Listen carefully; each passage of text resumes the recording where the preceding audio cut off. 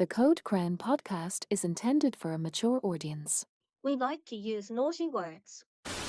And I heard someone say Digimon, you were funny.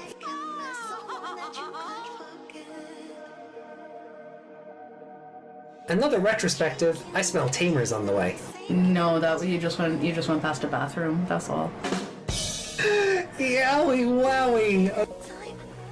Why would you ever cheer for the Frontier kids? All they f***ing do is lose! I mean, if it's a Leomon, it's probably gonna die. Yeah, if Pteromon is Shoutmon by the fandom's comparison, you wait till we get to Hunters. Tageru is gonna make Daisuke look like a goddamn saint. Yeah. Crosswords is better than Tamers. Oh shit! Meg's just a Joker leaving the hospital. Look, I know it's going to annoy people, but Atmon is just peak fiction, and it's the best thing, like storytelling-wise, that this franchise has put out so far.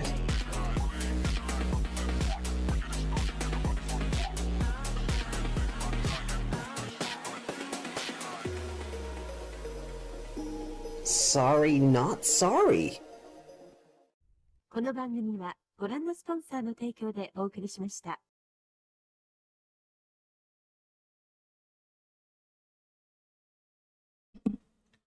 Well, good morning, good afternoon, good evening, good night, depending on the time zone you're watching this from, live or on the archive. It is Wednesday night on the Code Crown podcast. This is episode 364. And we are back with Digimon Liberator novel side, Debug 7. My name is AJ, joined along, of course, by Miss Megmon. Hi. And yay, reading tonight. Aww. All of the reading, no comics, no pictures. Well, there is Aww. maybe 2 pictures, but No big pictures? No.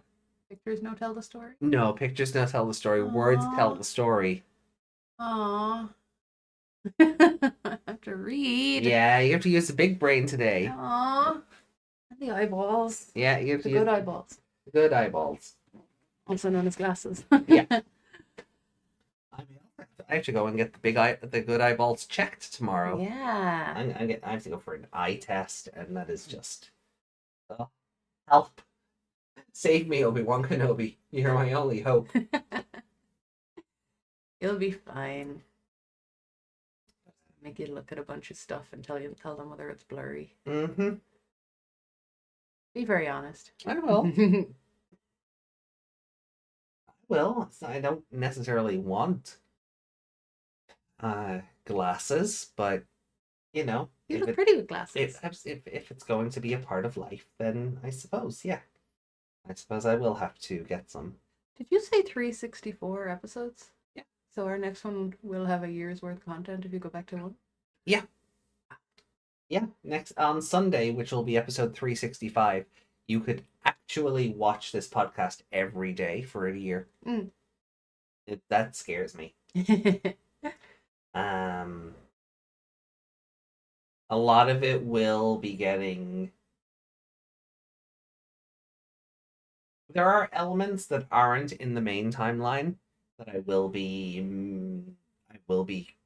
nixing because we're going to be recovering a lot of stuff, and I feel like that should be the version that stands to the channel rather than maybe some of my more rambly videos from way back when. Because you're liking 2020 more now?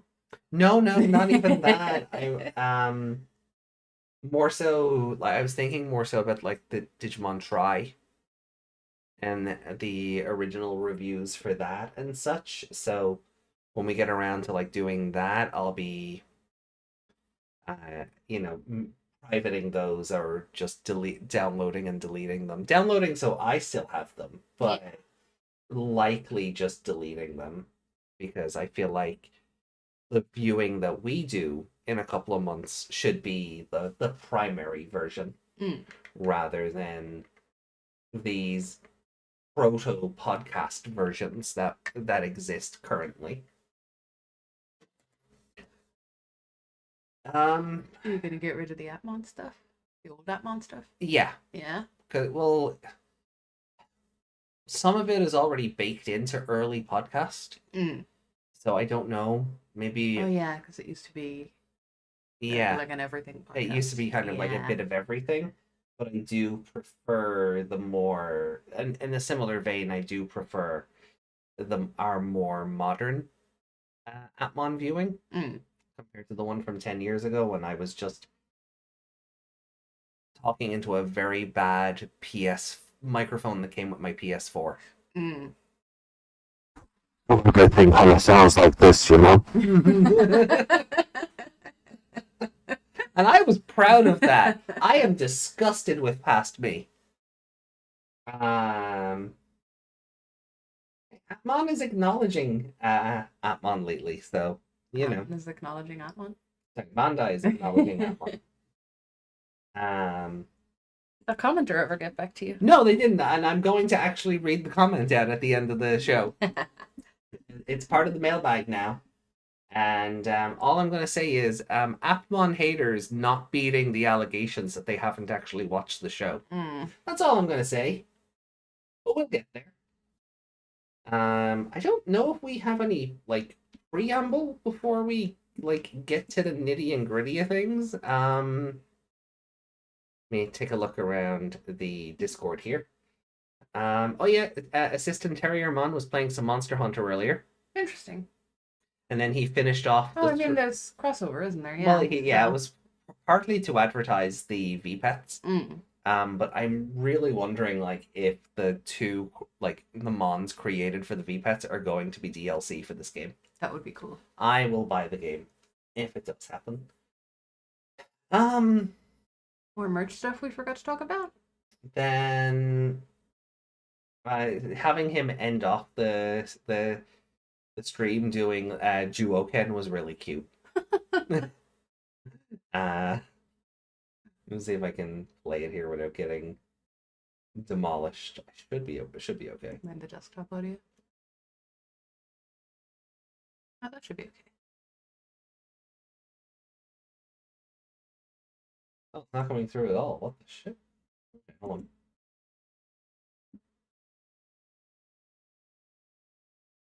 Why is it lying? Yeah, why is it lying?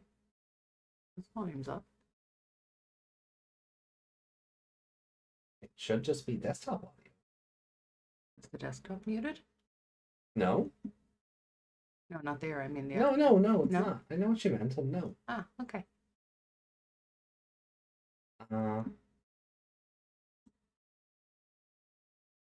Yeah, that's just not coming through at all. Hold on.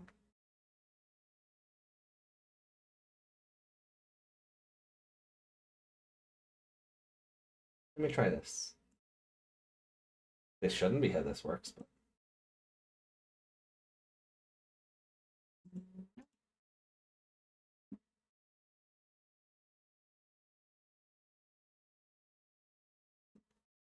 oh.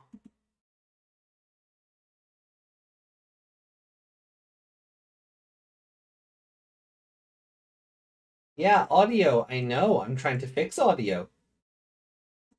That's so weird. Why is the desktop audio not coming through the browser capture? Oh, is the... Pause that video for a minute, just you don't get all the sound. Not the sound, but you don't want to get claimed on it. Go to the actual desktop for a minute. What? Down the corner. Did that change where it's set from? Shouldn't. It's coming through. Yeah, I have to check that from here.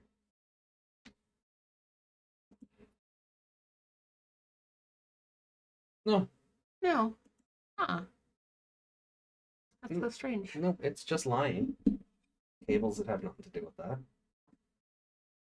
that. Not for capture, anyway. Weird.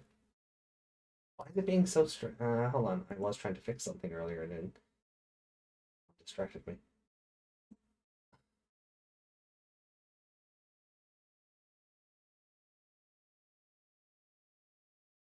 No, that's all fine here.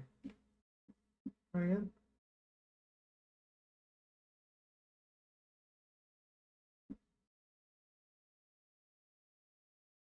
Huh. Absolutely nothing. Okay. That is so bizarre. I don't know why that is. Don't know why the desktop audio is pretending it doesn't exist. You know what it might be? What? I think your tab is mute. Because I would stop Discord from going bloop, bloop, bloop. Yeah, there we go. Now it's gonna blast. God damn it! Well done, Meg. Right. Well, hold on. Oh shit! No, not what I wanted. Ah.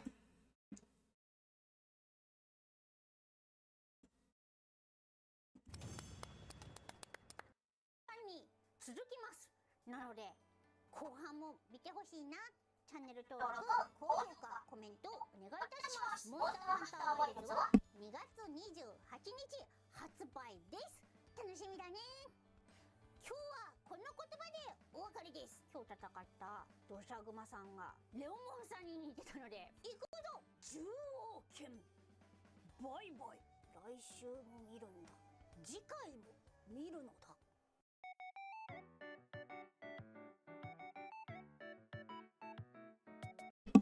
Adorable. Joking. Bye bye. Oh, what a cutie. Yeah, he's great. There's a new poll. What's your favorite standard appmon of the social type? So I'm not allowed to vote for Navimon here because, well, Navimon Getting directions isn't social. no. And I'm certainly not voting for fucking Twittermon here. Oh god, no. Um, Or either of those. what is that? What is the other Twittermon here? Because The mouse looking thing? this purple oh no, one. it is a bird looking thing. Yeah, it's just him, but purple. So what one He is looks a bit that? more chill than him. He looks psychotic. Mm. Calculators are apparently social. Wait, no, that's a phone. That's the phone, yeah, that's the keypad. It's the keypad, yeah. Those were the news ones. Hmm. Mailmon, Messemon. Don't remember you. Hmm. And then address bookmon. Gengomon. Okay. Bingo. Yeah, we talked about this before. I prefer that this is just one collected set of two CDs and a Blu-ray. Oh yeah, we Rather- were saying because it was split into these two sets that had different songs on each Yeah, set. Yeah. This is just an all collected. I'm like, why didn't you do this from the beginning? Me. The blue one is Tubumon. That's the one. Yeah, the Twittermon. Tweetmon. Gengo means language. Ah. So it's like, oh, it's like like Duo? purple Duolingo. Who is back from the dead? Yes. After 3 days, he is risen. Mm-hmm.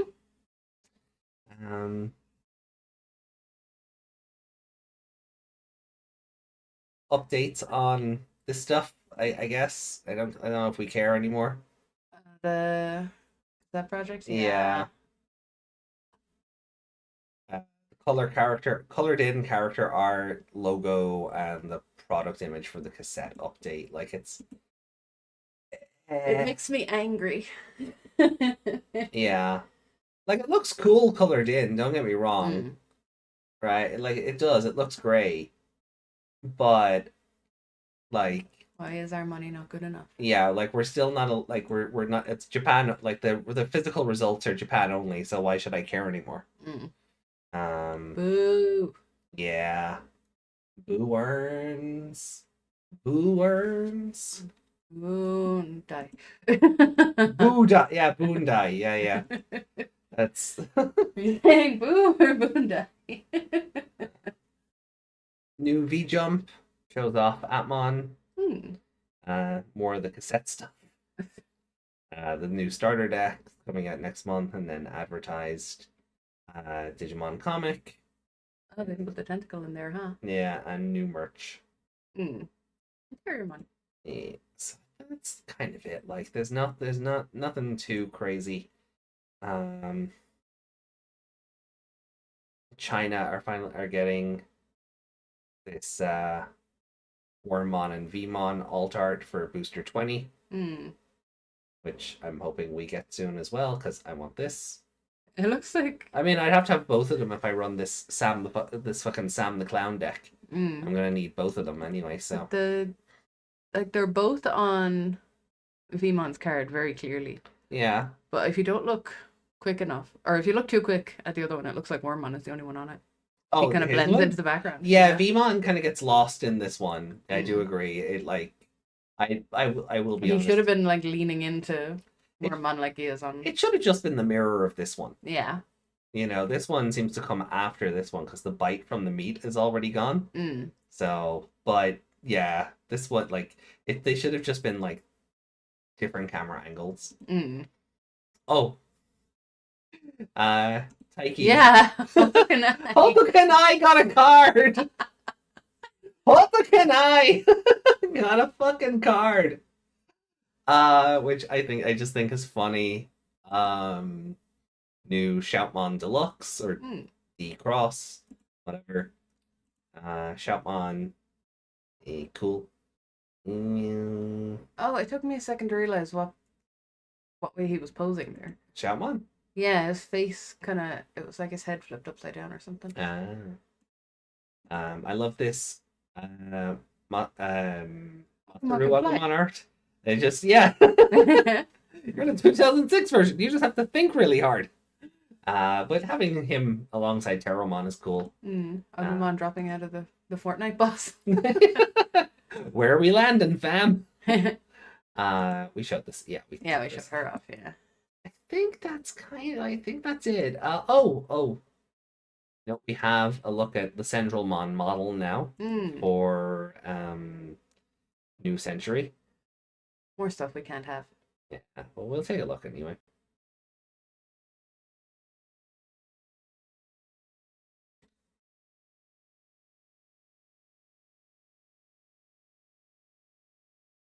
Oh, it's a real gacha game waifu intro, isn't it? Like,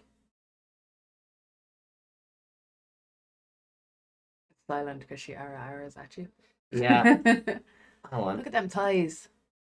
Oh yeah, there is no audio. Okay.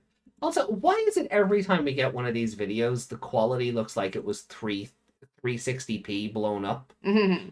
Why is the capture quality for this game always shit? It's like we're watching a recording through somebody else's phone. Yeah. But somehow we still get the copyright nonsense. Oh, yeah. As if it was, like, captured from the source. I was going to say, are we? Because, like, it's a mobile game we can't have. Yeah, there's always a weird fuzziness to it. Yeah. But hold on, gonna have a look at like her here. Bombs away, lads! That was cool. I enjoyed that. The Bullies one? Oh. That's adorable. So that's really cute. And then her cannon clock tower thing is it's awesome. I love it. But like I just kind of wish I could play it myself rather than experience it through 360p video. But then there's the art render. Do you have nipples? No. No. That is just I guess the. Oh wait, no. I think she does. Yeah, yeah, I think I she's think cold. I think there's a nipple here, but yeah, okay. Nipply Centralmon.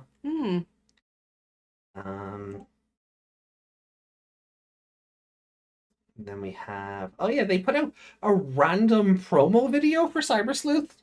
Okay, like they remembered it existed, so they put out this random video on its Welcome to Spotlight. anniversary? Question mark. Is Digimon Story Cyber?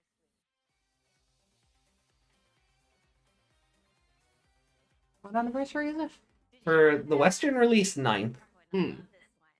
I think it's just, hey, Time Stranger looks similar to this. Play this before Time Mhm. Stranger. Complex cases, all while capturing and training your favorite Digimon. Did you know Digimon actually started off as a virtual pet in the late 90s? I'm pretty sure I had one of those. Don't ask me how old I am. Moving on. Digimon Adventure. That's not funny. That was so forced. That was, yeah. Franchise for fans across the with fan favorites. So yeah, the random promo video for the Switch version, because it's the complete one. Hmm. But yeah, just out of nowhere, it's like, oh yeah, we should probably promo this game. Hmm. I dropped some screenshots from my original PS Vita playthrough. Oh yeah. So screenshots are tiny, they are blurry. You can see where I tried to like do multiple captures, and it It's like, just no. it just said no.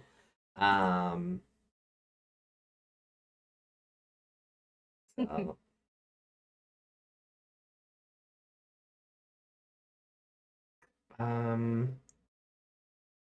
yeah. The Goulous one? The Goulous what? The card? I think we did cover that, didn't we? Where we said like he's eating an apple because he looks like even more of an asshole. Was that not art? Was that art?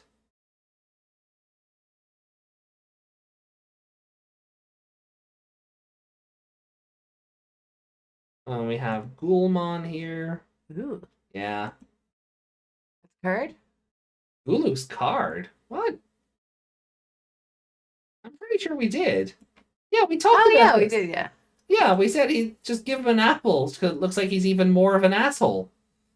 Yeah, we did. We talked about this. Maybe we talked about it off screen. Maybe we did. Because I remember us talking about Yeah. it. I remember us talking I about remember it. you saying that about the apple. Yeah. Was that not here? I thought we did because we saw that. yeah, I said he because was we tiny. commented on this as well. Yeah, exactly. I remember that. You were He like, "Oh, looks- he's tiny." He looks Gamamon sized. Yeah. Yeah. Yeah. Look, the You commented it as well. and you're one of the responses. Oh, now we've talked about it. Yeah. Okay. Sure. I don't think we cared about Puppetmon, but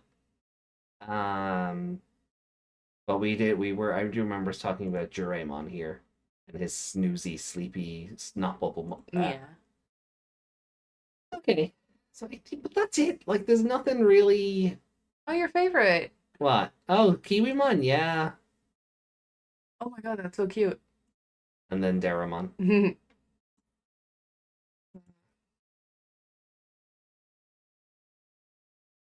Oh. I don't think the quality is that different, but then I do not care. If I still have to squint to see what's going on, I do not care. Oh. Hydrate. Hydrate. What? Who redeemed? I did. There's no hydrate redeem over here. I was about to say I hydrated. Alright, hold on. Let me drink my Muju. But yeah, like that's kind of it. We don't really have anything new to cover. It's all yeah. Oh, good. I was like 33 grams per 33 grams of protein per serving, and I was like, oh no, is there more than one serving in this? But no, 500 mils is a serving. Fair enough. So, Debug Chapter 7. Last time we ended off on Debug. Oh god, what was There was happening? Unchained. It ended with Unchained and Machinamon, and then we got more context for that as the actual comic story went on. So I'm going to presume Debug 7 takes place before Violet fights Sam the Clown, Right. just because we saw at the end of that Shoto came to take over the fight. So I doubt her and Arisa fucked off and left Shoto by himself. Right? Especially since Chapter 11 Part 2 hasn't come out yet. Right. That doesn't feel like it would make sense. Yeah. So I feel like this has to be before Chapter 11. Okay. But I guess we'll see. Like we'll be doing chapter 11 this day next week anyway. So if it's a case where the novel accidentally spoils the comic for us again, I don't think it's going to be that big of a deal in the long run. Yeah. Fan service chapter. I mean, today is just a day of fan service. I've got handsome pirate Majima looking at me from every corner of the room now. Everywhere. Yeah. And he's not doing. Oh no, yes, he's doing the spooky face on that one. Yeah. Should I put the eye patch on and do the spooky face? You're not allowed to wear the eye patch. Oh, sure I am. It says "do not wear" on it. It says "do not wear" as a medical device. It says "do not wear." I'll be fine. I am invincible. Go for your eye test tomorrow, and they'd be like, "There's lead in your eyeball." Don't know what happened there. Just take the whole thing out, I guess. Part 2 of chapter 11 drops in about 2.5 hours. Yeah, so like, I can't imagine Debug 7 and 8 spoil that when chapter 11 part 2 hasn't even been out yet. So. No. Well, Look, if it does, it does. It's our fault for not reading these things. as they come out, Yeah. I just don't see the appeal of doing the comic chapters individually when it's usually cha. Oh, card game to be continued. Here's the card game. Can I close that window? You must, but it is going to get warm. That's okay, I'm cold.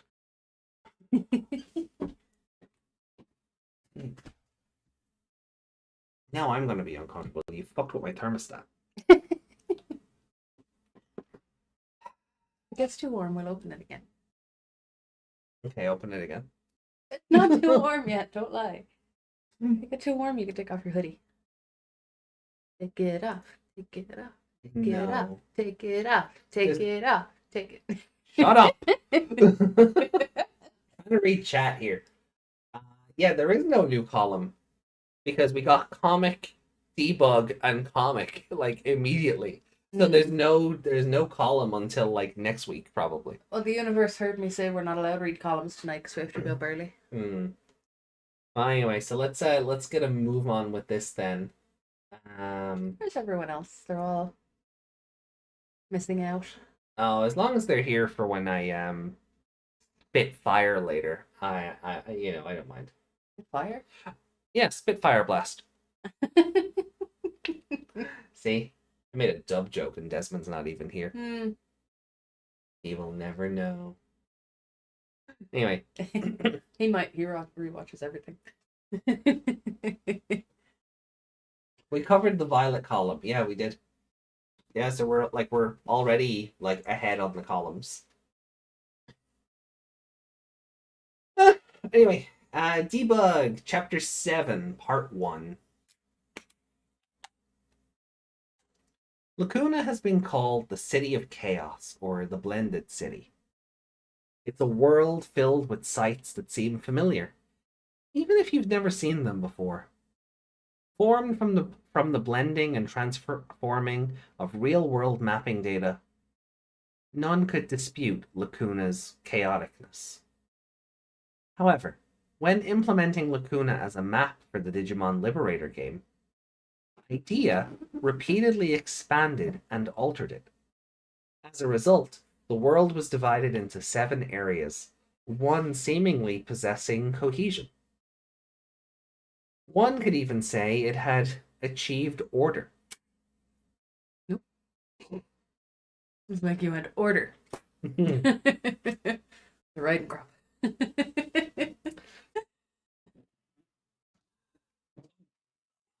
Get comfortable now. Okay.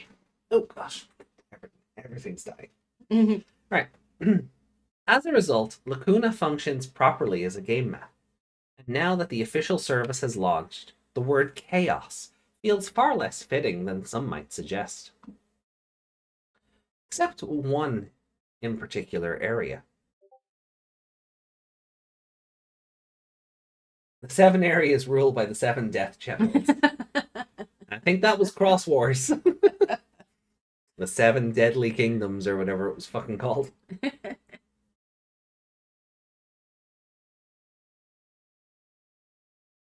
Hey, Ali, welcome in. Hey, Ali.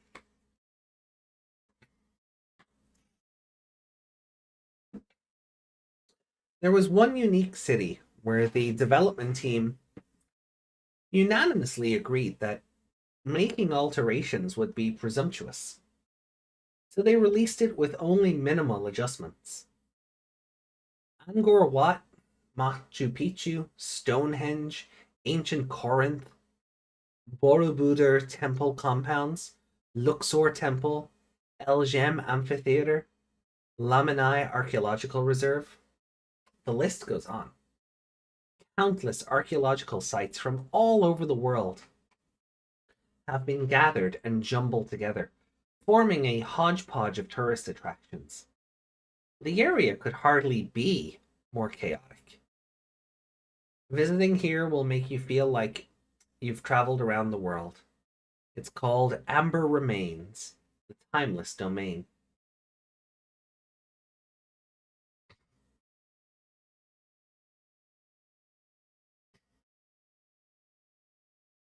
Sorry. There. Hey, Vi, doesn't coming to this area feel like the final stage of the main quest? What are you talking about, my dear rival? I'm not afraid to give spoilers, but this is more like a turning point. What? It did take quite a while to get all the way here, though, didn't it? Don't underestimate the sheer volume of scenarios in Liberator. 6 months have passed since its launch, and the ending is still unknown. You'll keep getting stuck if you don't follow the story while playing. Oh, all right. Surely my dear rival hasn't missed any side quests. That I have not. Just the other day, I meticulously cleared all the Odessa ones with Close, right? Yeah, there were no side quests left to do in that area. None. Here they were, the 3 girls that had arrived in the disarrayed domain. They were playing through the main quest together as a party. A rather unusual style, given that it consists mainly of solo card battles. Arisa Kinosaki, Violet in Boots, and Close, all members of the debugging team. I'm just going to say this now, but once we clear Amber Remains, we return to Obsidian Desert. There'll be, like, 20 more side quests to do. Whoa! Well, I'm up for it. The 3 are on an adventure. Sorry, her face. I'm up for it. The 3 are on an adventure, aiming to all reach the same point in various quests. Their partner Digimon are happily chatting behind them. There. Mm-hmm. I didn't even notice them in the picture last time. No, I wonder why. I wonder why, Meg. It looks like what could possibly have distracted you from the Digimon in the background? What could have possibly distracted you? Titties and belly button, maybe? Maybe. Fucking crotch ramps? I mean... Arisa leaning in for a squeeze. Mm. It looks like the ghost is giving the others a little tour. Meanwhile, Shoto is off on his own. Oh, this is what he meant when he said the 3 of them were getting closer in one of the chapters. Close. Digimon Liberator. Side story. Debug 7-1. Forever, always, together. Then, now, forever, I was just gonna say together. Oh my god, it's the oh no. Yeah. Cease and desist. Cease and desist. Cease and desist. If you know, you know. If you don't, we'll explain later. Her name is Close. No surname. It is a name that defines her nature, and was chosen by her older sibling, Unchained. It could easily be perceived as having a negative nuance, but only Unchained knows the true intention behind it. However, Close actually likes her name. For starters, it consists of one self-contained part, and that immediately sets her apart in human society. Additionally, some cultures favor a last name basis, but she's just called Close by everyone, simplifying things. Secondly, being called something so unorthodox immediately lets others know that she is fundamentally different from humans, which saves her time explaining, and for those who learn of her nature, the choice of name makes sense. That's right, she isn't human. This is a well-known fact. Like Unchained, she is a humanoid digital life form born in response to players' data passing through Lacuna's structural data. Contrary to the ambiguity of Unchained's appearance, Close's female form may be the result of the player data having been subjected to a deeper learning process. More people creating their characters with big titties. Yeah, probably.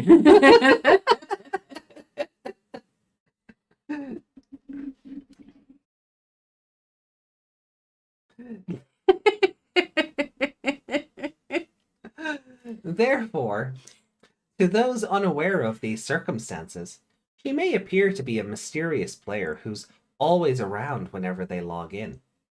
That's why Close believes that when humans on the debugging team hear about her origins, their first reaction isn't shock, but rather a strong sense of understanding. Hey, Close? Can I touch your hair? Yeah, that's okay. Arisa gently strokes Close's hair, like she's remembered something. Her gentle touch, as if handling high-quality silk, tickled a little bit. Watching on, Vi asks with a faint blush on her cheeks. I come to.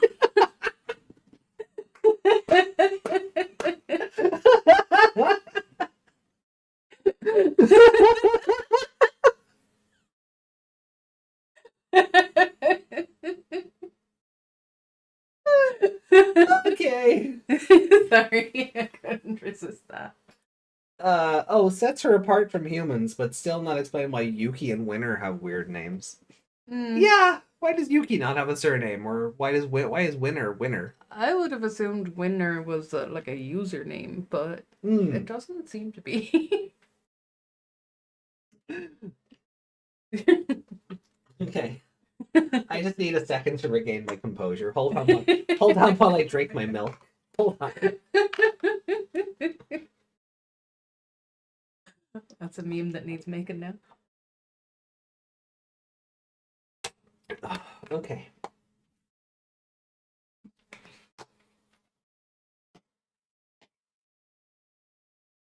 Okay.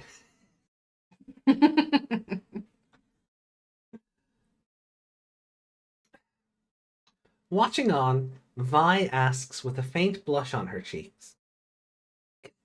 Can I touch too? Of course, that's fine. Her sentence unintentionally turned into a question because they both seemed so eager to touch her hair every chance they got, and it baffled her that they always sought permission. What cause could she have to object? It's not like they were taking something away from her. Someone needs to teach Close about consent. Yeah! Consent and boundaries. It is not normal for people that you don't really know to continually stroke your hair like that. At least they're asking. Yeah. They are seeking the consent. They are good girls. Fucking hell. Fucking hell. What is this chapter? Anyway. On the contrary, Close felt a pleasant warmth in her chest with their touch.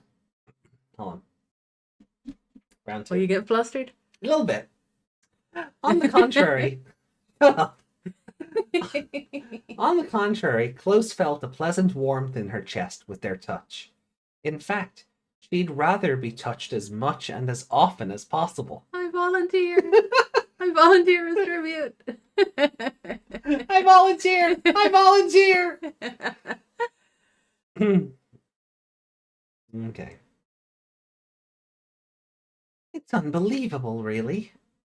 You're just a massive data that doesn't exist in the real world. Right? I'm so jealous you have such pretty hair. Especially since mine gets damaged so easily. That's all right. Oh, it's the other way around. Okay. Yeah. It's unbelievable, really. You're just a mass of data that doesn't exist in the real world. Right? I'm so jealous. You have such pretty hair. Especially since mine gets damaged so easily. That's because you keep pulling all-nighters, my dear rival. Adequate sleep is essential for the proper development of both skin and hair. Super very bad. Well, Hey. Welcome, Desmond. hey, Desmond, welcome in.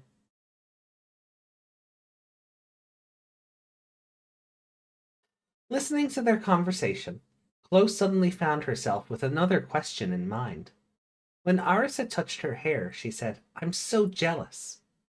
Because she had never even considered being in a position others would envy, she spoke to them frankly. Shouldn't I be the one who's jealous? Huh? What? Why? After all, after all, you and the others can leave this world, right? I'm jealous of the freedom you have. Freedom. Understandably, Close can't leave Lacuna. It's obviously impossible to leave in the physical sense, but in Close's case, there's an additional reason why she couldn't leave, even if she so desired. If I were gone, everyone on the debugging team would suffer. I bet they feel kind of bad now. They're like, "Oh, you're so pretty with your pretty hair," and she's like, "Look at you with all your freedom." I know, right? Ali says, for a person named Close, having a touch fetish isn't weird. It's the 1-year-old AI tall lady you're touching with the look of beating you up.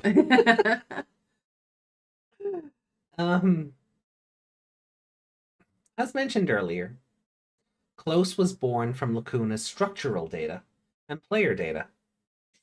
And unlike Unchained, she incorporated human data in a more advanced way, making her the cornerstone of the debugging team's core system. That is to say, their unique emblems. The unique emblem system, which aids in all their activities, is a program that only functions by passing through Close's black box thought circuits. Okay. In other words, Close's existence in Lacuna is essential for the debugging team to properly utilize their unique emblems. When unknown Digimon occasionally appear in Lacuna, it's largely thanks to her presence that they can manifest through cards. Later, it was discovered that there was a period when Shoto Kazuma's Zephagamon and Arasaki Nosaki's Sendralmon cards were temporarily rendered unusable. Those cards were only unlocked upon joining the debugging team because of Close's system. Oh, okay.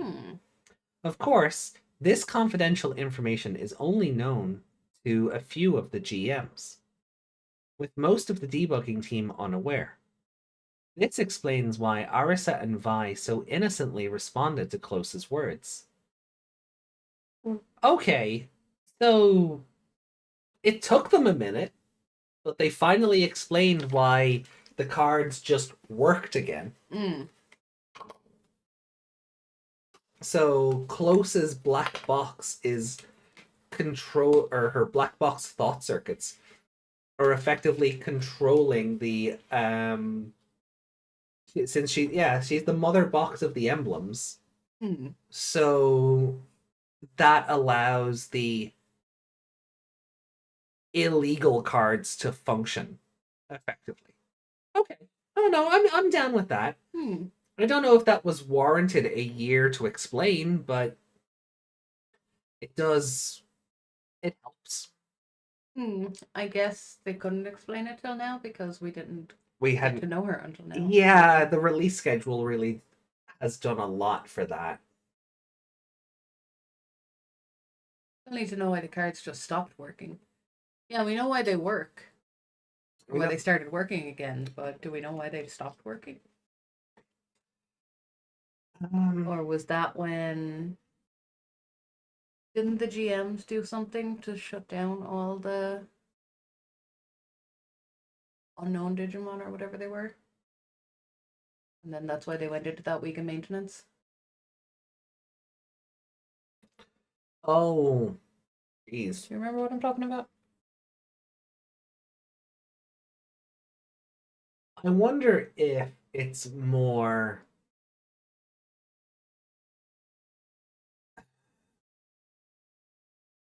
I wonder if it's more that they worked because they. Let's just say Zephygamon, for example. Right, let's just like. They worked because they were played for the first time. So before they were played, they hadn't registered with Liberator, so to speak. So once the cards became registered, the system was able to lock them until the unique emblems allowed that lock to be overwritten. Okay. I mean, I could be wrong, but I don't think it. The card went blank after the battle. Yeah, it had nothing to do with the maintenance. Okay. So it could just be it worked because the plot said so, but then the system caught up. But then once they joined the debugging team, the cards just came back to life because Close being the mother box for the unique emblems, just Ali undid said, it. like, they lack emblem juice. Yeah, they lack emblem juice.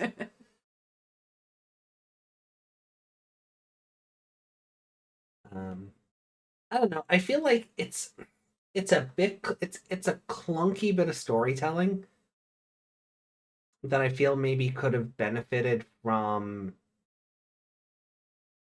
being acknowledged in the comic. Like, hey, this is weird. This works again. And then maybe it's too obvious, but you get maybe in the panel he say like Shoto realizes Zephygamon is like not grayscale anymore, and Close is just in the corner of the panel. She doesn't have to be looking suspicious or anything. When did he get Zephygamon back? How did he use him first again? After defeating Yao. Okay. He was just able to use them then because he had like Zephygamon and Medieval Dukemon out at the same time. And we're like, oh, he's just able to use that again. So it was after the Yao fight for sure. Just all this important comic info being casually revealed in the side novel. I mean, that if anything, that shows how important the novel section is. But I do think maybe the comic could have had maybe visual clues, and then you can still do this reveal. But again, just to my idea that if like this is like the Agents of S.H.I.E.L.D. to the Marvel movies. yeah, a little bit.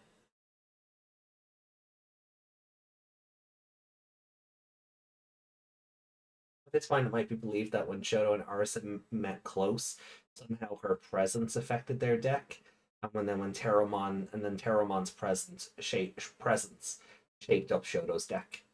Yeah, I think I would have Maybe it was the Close wasn't aware of the cards until then. Could be. That's what I mean. Like it could be because Pteromon and Muchomon hadn't been like captured. We had the thing with with the black cards and whatever. And we're learning that the debugging team can only go out and put Digimon in cards, and then they have to send them to Eden, and then it's a whole thing. Or the garden, even, whatever. It could be a case that the Zephygamon card and the Centralmon card worked just through sheer willpower as the bond was forming between human and Digimon. Kind But of then like a this- first time evolution bonus Yeah, kind of thing. yeah, kind of like a first time evolution bonus kind of thing. But then the system went, oh, wait a minute, no, that's not registered, no. Until Close went, yeah, override. Yeah. That makes sense. Yeah. I just think it would have been nice to have something in the comic, even if it is just something as superfluous as Shoto wondering, why is the card working again? And in the panel, like just behind him, you could have her in the same panel. Close is just talking to Owen. So the visual clue is there, but she's not doing anything suspicious. Or So he you could. don't Owen could register have it. said it. Owen could have said something when the two of them were watching Close's battle, Yeah. and he could have been like, she's the reason your card works again. But does he understand that? Like, it is the information of this whole Because thing. most of the debugging team are unaware. Yeah, because so he wouldn't Mm. know that in theory. So I'm saying just some sort of visual clue, like she could be talking to Owen, so you don't draw suspicion to her, but it's the visual clue of having the two in the same panel when he realizes his card is active again, and then you pay it off here. Yeah. It's kind of clunky, but I think that's more so to do with the format of the series in general than it is anything else. I feel like if this was an anime, it would have been explained or at least foreshadowed that little bit better. We could have had a scene with like Close and Cool Boy or Close and Unchained or something where they talk about it and the other characters don't know. Yeah, it's something like that. Yeah. Oh, now that he's joined the debugging team, I've released the limiter on his deck, or it's something like that. Yeah. Or he can now use his full power through the unique emblem. Or you could have this conversation off to the side that we, the audience, know, but the characters still don't.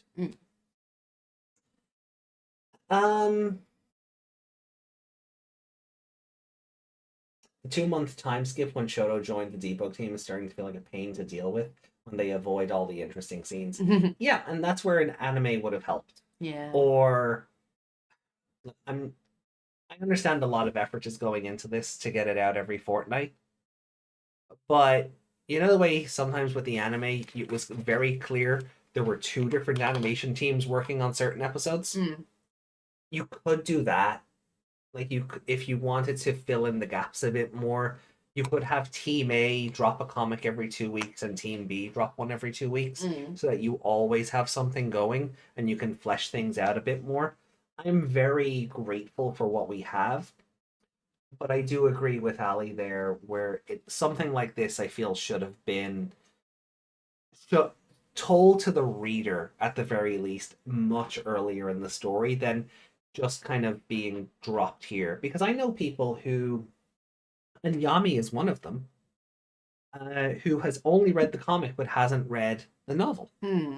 So the idea that Shoto's cards just work again, like, is kind of a wait, what the? Yeah. But you don't find that out unless you're reading the novel. I find it weird. Yeah, to like think about knowing everything that's in the novel to not. yeah, like To on read one the hand, novel I about do like that it gives the novel some importance, that there is important lore in the novel to make it as important as the comic. But I don't know how many people will dedicate themselves to reading both the way we do. You know, like I would, even if I wasn't doing it for content, I'd still read both because I'm interested in the world and the characters in the universe. But people just don't like reading in general, and Seekers, not to come back to, beating that over the head with a blunt stick. Seekers put a lot of bad taste in people's mouths about Digimon being a web novel. Hi, it's me. Yeah. So you had to drag me kicking and screaming into this. Navimon card? Fuck yeah! Let's go! Oh, that's made my day. We'll check it out in between chapters. My boy! My sweet Appley boy! Also, yeah, why did it only lock the mega levels and not any of the others? If anything, it should have locked the whole line. If anything, it should have locked everything bar the child levels. But if they did that, they wouldn't have been able to force Shoto to come up with medieval Dukemon. They would have had to go about that a different way. Or just give him a whole other deck to just be Muchomon only. Rather than... Which technically he should have had anyway. Oh yeah, technically he should have had anyway. But no, that is what it is, well. Anyway, let's get back to it. So Close is jealous that they have freedom. Yeah.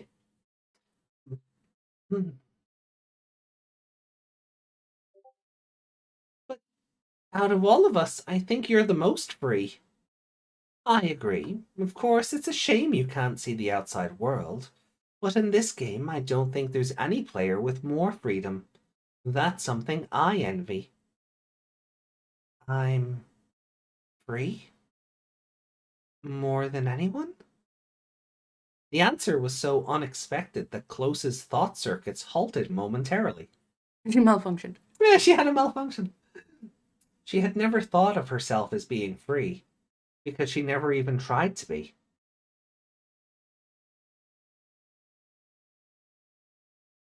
There's something I'll need to tell you eventually. Arisa looks down and speaks hesitantly. I'll soon have to leave this world for a while. Is that...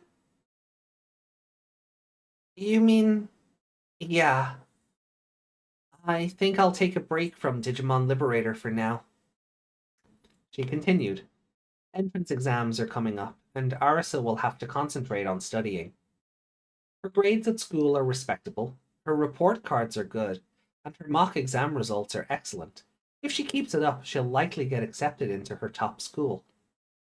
However, to reassure her parents, she feels the need to stop playing and focus on her studies. The Kinosaki family have been a family of doctors for generations. Oh, lovely. I fucking hate this trope in Digimon. Can we stop having family can we stop having doctor families just for a couple of years? Someone be a lawyer or something? So yeah. Just something different.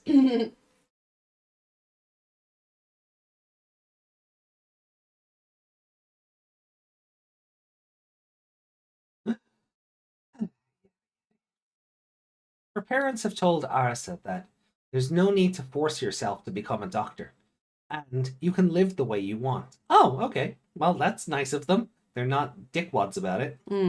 It's Arisa herself who feels a sense of responsibility as a member of the Kinosaki family. Hence the temporary break. Or are they being like passive aggressive? Ooh. And that's how Arisa concluded. Hey, it's not like I'm quitting or anything. I'll still be able to come visit from time to time, and I'll be back once my exams are over. I still want to play with Shumon and Junkmon a bunch too.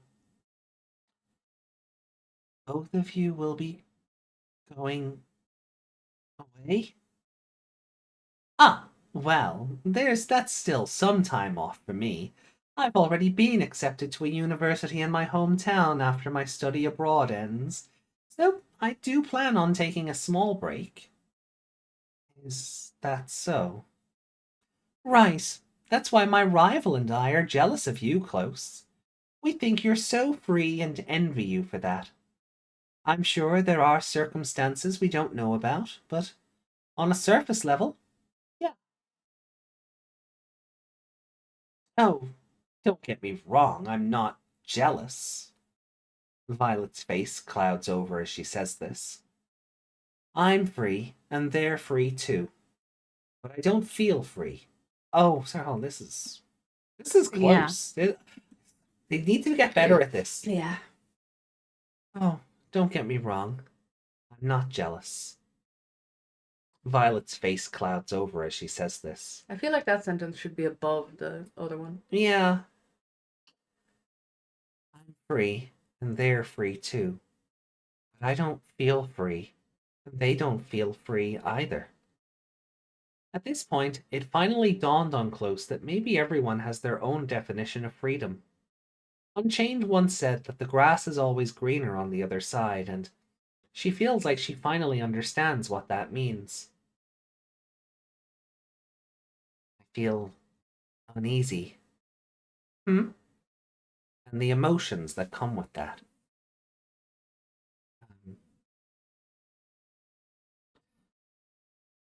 I think it's good to be jealous of me for being free. But you and Arisa both have a different kind of freedom. I think it's natural for us to be jealous of each other. But that is exactly why I cannot accept that one's freedom is hindered by the other's restriction. I want to play with both of you more. I don't want you two to go. I want us to stay together forever. As friends. Friends. Without stopping, Close let it all out. Hold on a second, Close. Was that the longest you've ever spoken at once? Focus on what's important, my dear rival. Although it's true that I haven't heard Close talk this much before.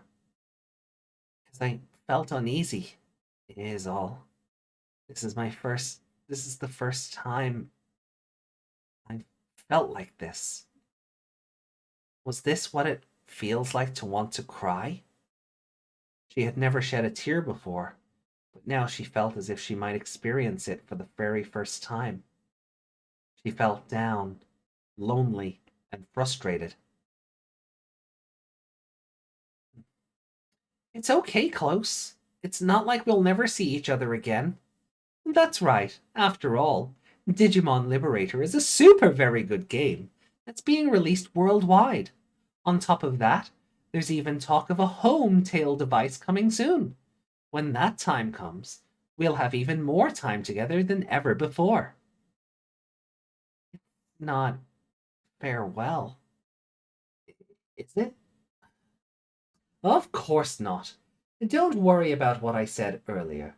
We'll definitely be able to spend time together. That's good. Good. Why is she Tommy and Timmy? That's good. Good. Friend. The AI doesn't know what it's. The AI is becoming human and doesn't know how to cope. Which I think leads into a theory. Mm. Well, you know, I made a whole video on that theory. Yuki helped.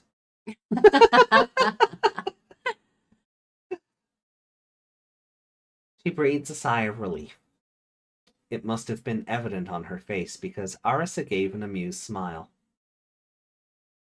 Something about you reminds me of my older sister. Older sister? Like how Unchained is to me? Yeah, you're both incredibly free-spirited and travel the world without abandon. But you're both a bit similar in the way that you get worried about strange things. Well, your personalities are polar opposites. My sister is super talkative. Oh God, is Aris's sister the Goggle Girl? Oh. We're gonna have another Kinosaki in the game? Similar. Huh. While on the subject of similarities, Close realized something. She knew someone who was quite unlike herself, but looked similar to Arisa. And she happened to be on the debugging team. I thought they met I thought they met everyone on the debugging team, even if we didn't. But apparently not. Mm. They've never spoken before, and she doesn't even know her name. Only her appearance. Maybe Arisa can confirm. No, it's nothing. Nothing. Nothing. Until now, Arisa had never willingly talked about her sister. Considering this, the most human course of action was to not pry any further. Thinking about it this way, Close realizes that she's become more capable of thinking like a human. That made Close so happy that, once again, she unconsciously curled the corners of her mouth into a smile. Does Unchained know of this joy? Of being human? Even if you're not the same as someone else? Even if you're not human? You can still be accepted by someone. She thought it would be a wonderful thing if Unchained knew the joy of affirming yourself. Moving on, that's the end of the girl talk for now. She was about to not be included, so she wants to change the subject. I swear to God, if her sister is not the goggle girl, then what's even the point of keeping her a secret for more than a year? Yeah, right? I feel like it has to be now. Because they've mentioned a member of the debugging team that we haven't met yet. That looks like ours. That looks like Arisa. Yeah. Moving on, that's the end of the girl talk for now. Let's go have a spectacularly good time. Vi goes on. She declares that once you've progressed this far in the quest, there's no way you can quit without seeing the ending. As if making up their minds, Vi and Arisa took the lead and stepped ahead. Close also joins them. Each of the steps the two took, although shorter than hers, felt like giant strides to Close, and it made her feel deeply reassured. And so, she wished that they could walk freely, then, now, forever, together. To be continued. You want to get sued? Fine, I'll read it as it's meant to be. Forever, always together. To be continued. This was incredibly wholesome. It was. Very sweet. The robot's learning. Well, she's not a robot, but you know what I mean.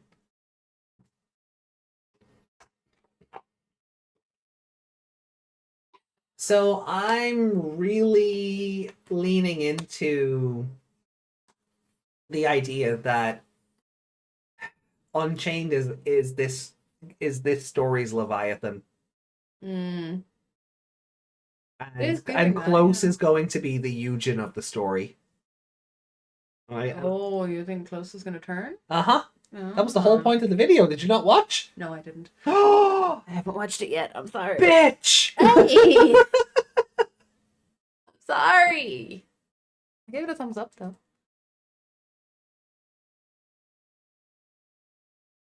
+18 moment with the AI. I mean, how does triple tribadism even work? I don't know about that now. I feel like Mr. Garrison. I guess they could just scissor or something. Sorry. Unchained collecting cards to be stronger. Well, there's something about Machinamon.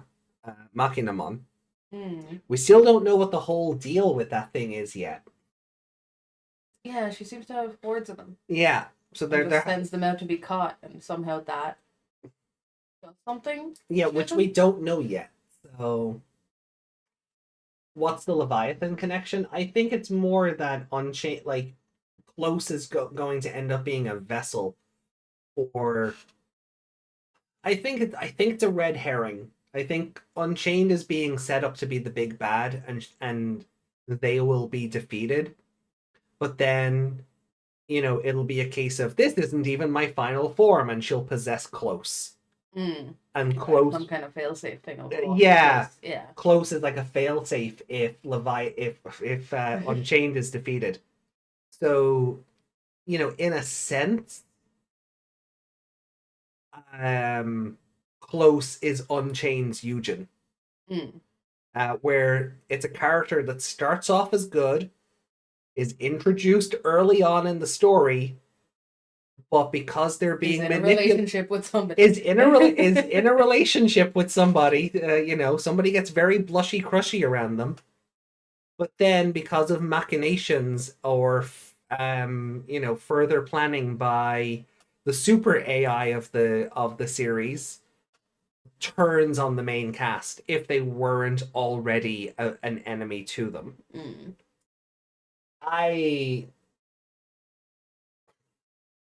The Dark Jedi clips. Machinamon's stick is that Laguna gave birth to this unknown Digimon. You mean the Atmon? It's an Atmon. It's got a link table. It does, but currently that's just my running theory. I don't want to. I said it in the video. I don't want to fantasy book myself into believing that's where they're going to go because we burned ourselves so hard on Ghost Game. I don't want to be annoyed when they don't do this. Yeah. But right now, it's looking like Close is being set up for the most heartbreaking heel turn ever. Yeah. You just made some serious besties, and that happens. Something goes bad. Yeah. Yeah. It's like it's setting up all the death flags now. Like it's Yeah. the flags are being lifted, or raised. So I'm not looking forward to what's going to happen, and I think it's probably going to be very sad. But considering Close is in the villain pack that's coming out in a couple of months, along with Yujin, Yeah. both Yeah, are like- AI, both have a higher power above them that is also an AI. Yeah, and I feel like they both. Similarities are there. Now I know Eugen kind of comes back. Good. But the programming of like the relationship he has with Haru overpowers the Leviathan program. Yeah, but I was gonna say they both kind of. They were like a higher form of AI that was more human. Bicentennial Man. Like Bicentennial Man. Yeah. Like she's starting to get more human and think more like a human and have all these emotions. Yeah. So I wonder, is that gonna fight through and she won't hurt her besties? But yeah, like it's probably like it is probably very easy to write the scenario. Just based on precedents and other like sci-fi media where this kind of stuff happens, where the AI learns to be human and then turns evil, and it's like, no, I have the heart of a human. And then they turn good again. They overcome their programming. I do wonder if Close will ever make it out of the game. I wonder if they like, will they go now, I'm not saying they go full Eugen and fucking Cool Boy has a body for her ready to go, but I wonder if she'll make it out of the game somehow. Question.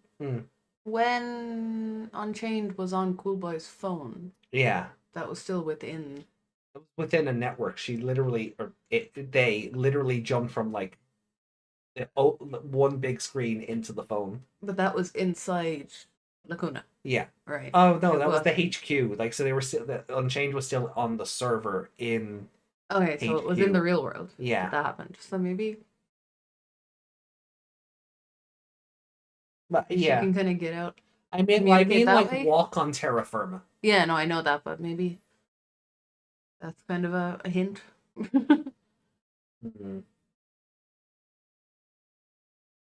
Feel so bad for her when Violet and Arisa grow up and have jobs, and yeah, she'll have to make new friends. That's She's kind of like a vampire. Ooh. Yeah, like she'll never age. The other two will. You know, so like the other two will be in their 50s and Close will still look like she's 22. Two old ladies stroking her hair. All the new players. They're just on their deathbed in Lacuna. Let me stroke your hair one last time. But this is incredibly wholesome, and I'm looking forward now to getting into 7-2. I only want good things for Close, but I am like very worried. Look at my boy! Ah, look! Oh, he looks so good! His little wheelie feet.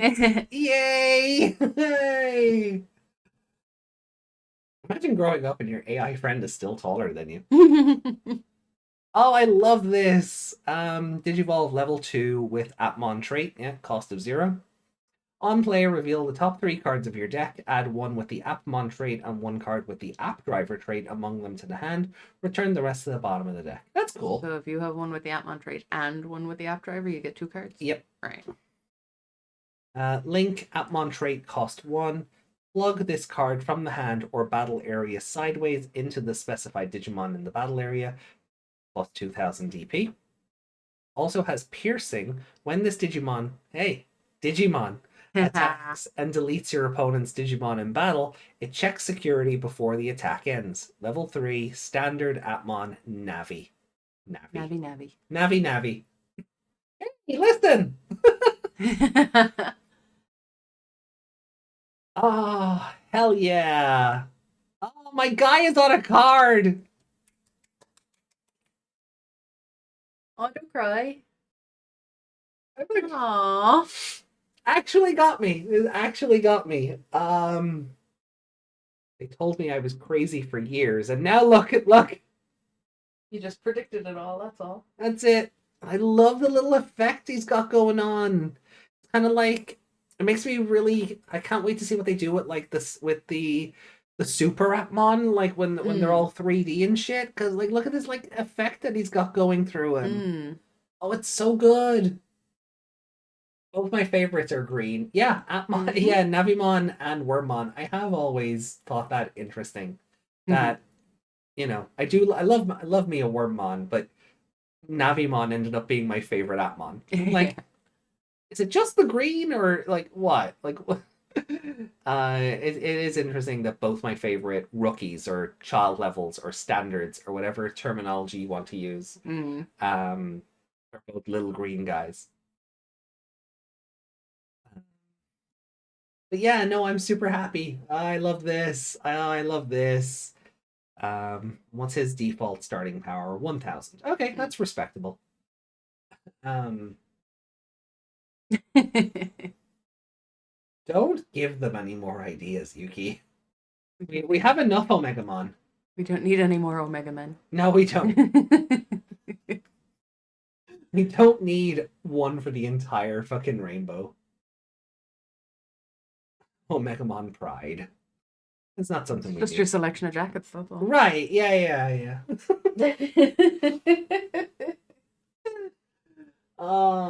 Just guys, I'm gonna start needing those donations and those super chats so I can get like a crate of this and build the Gaiamon deck. Please and thank you.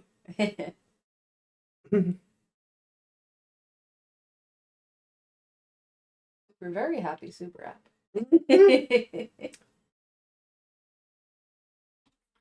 The source code Omegamon could be green. Oh,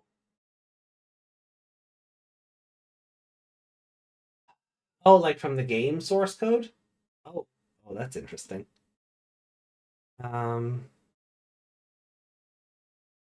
Okay.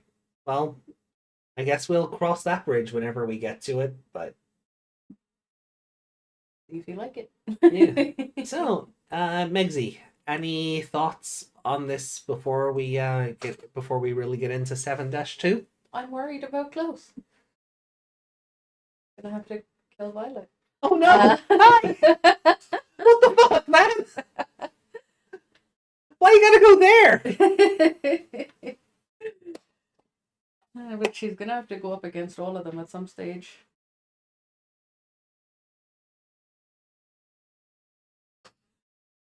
And I feel bad for her. Like she's starting to feel feelings, and now she's gonna know what intense guilt is. Yeah. Betrayal and all those kind of ones. You know what I am happy about, though? Mm-hmm. If my theory is correct. They didn't introduce Close in Chapter 1 with glowing red eyes. Yeah. Rewatching Appmon with you there was hilarious. This happened straight away. Right, yeah. I didn't think it was for a while, but no, episode 1, glowing red eyes Eugen just standing in the doorway. And then he's the coolest guy ever for 40 episodes. Yeah. Wait, what? What? What the actual? Yeah, he's like peeking around a corner or something, isn't he? They did give her a chain with a glowing purple eye. Well, that could be Bemmon. Yeah, but they They didn't stamp evil across her forehead. right. Yeah. Because I watched the first couple of episodes of Batman on my own before we watched them. Yeah. Remember, I couldn't watch them anymore because of my laptop. Oh yeah. And I remember, like, I was live tweeting at the time, and I was like, "Yep, this guy's definitely evil." So him being evil wasn't a spoiler of any kind because they gave it away in the first episode. Close asserting her importance in the first moments. Mhm. Yeah, but that is it. Like, even if she had like a glowing purple eye, purple isn't red. Purple doesn't scream, "I'm a villain," or Yeah. "I will turn into a villain later." It's just like, ooh, you're wavy and mysterious. Are you a person or an AI or a Yeah, if she Digimon had or like a purple eye, we would have copped she was AI straight away, yeah? or a robot or Well, I something. mean, I was calling her fucking Aura for the longest time because the vibes I was getting was just Aura from Dot Hack. Yeah. So I like Didn't the she AI like float past? Yeah, so the Yeah. AI thing we've kind of been thinking for like a while. This is just the confirmation of it. But it's not as evil a color. Yeah, see, it's yeah, exactly. It's Like not as we would evil a think she color. was magical as opposed to evil. Yeah. Purple. Oh no. Oh. Desmond, I appreciate that reference. I appreciate that reference. Oh no, not purple. We'll get there eventually. What? Do I know that? No. No. Okay. No, that's what I'm saying. We'll get there eventually. Okay. But like, I mean, yeah, purple, like, yes, it's literally associated with a lot of villains in the card game, and purple is usually the dark or toxic Digimon, sure. But it's still not a color you look at immediately and go villain. I mean, Violet is a kind of purple. She's not a villain. She's got purple eyes, or violet eyes, whatever. You know, yeah, it's maturity. Yeah, it's a very grown up color. Which fits Violet because she's obviously trying to be more, grown up than she actually is. Yeah. There is a child in there that's just pretending to be an adult, and it's kind of what makes her fun. But, purple doesn't scream like, "I have evil," written in Sharpie.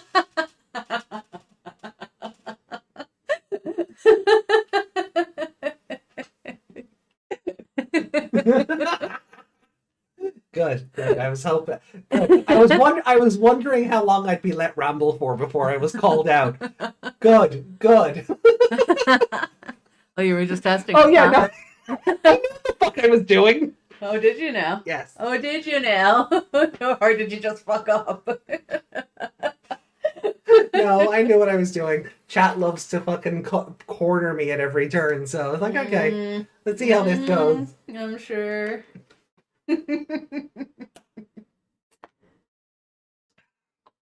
You mad? All I've been doing is looking at that new card on eBay going, So did I win? Did I purple win? is- Did I win? I keep telling you to stop checking it. You're gonna jinx yourself out of it. So no, I am very aware of her eye color.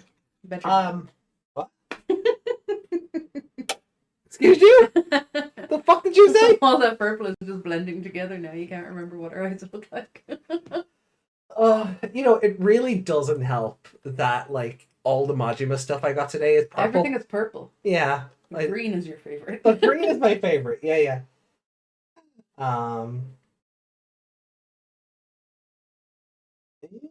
Something from Unpost saying delivery due next working day. I cannot tell if it's Great. Yeah, I can't tell that it's because it's either going to be the playing cards or your crate. We'll double check. It could be both. I'll double check when we're done. Would they be paired together? No. No one is. Because one's coming from Zenon. Ah, okay. So it's definitely not your crate. Stop checking eBay. Stop it. Stop it.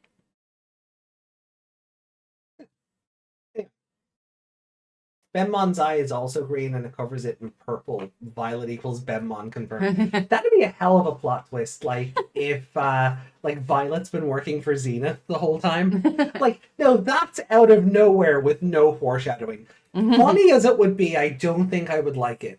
Because there's just no fucking foreshadowing for that. No, she has main character syndrome. Not that everything needs to be telegraphed, but I feel like that's too out there, considering Zenith like was made up to be such a huge deal in chapter 0, turned up in chapter 10 and was defeated fucking immediately. Yeah. Fucking immediately he was done.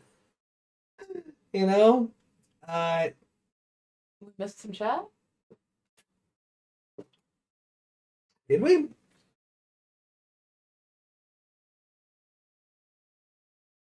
Source code, green Omegamon, glowing Brimon, sad reality, imagine growing up, being a digital life form means her life is more at stake than the MC, just not just using their account. I thought we read that.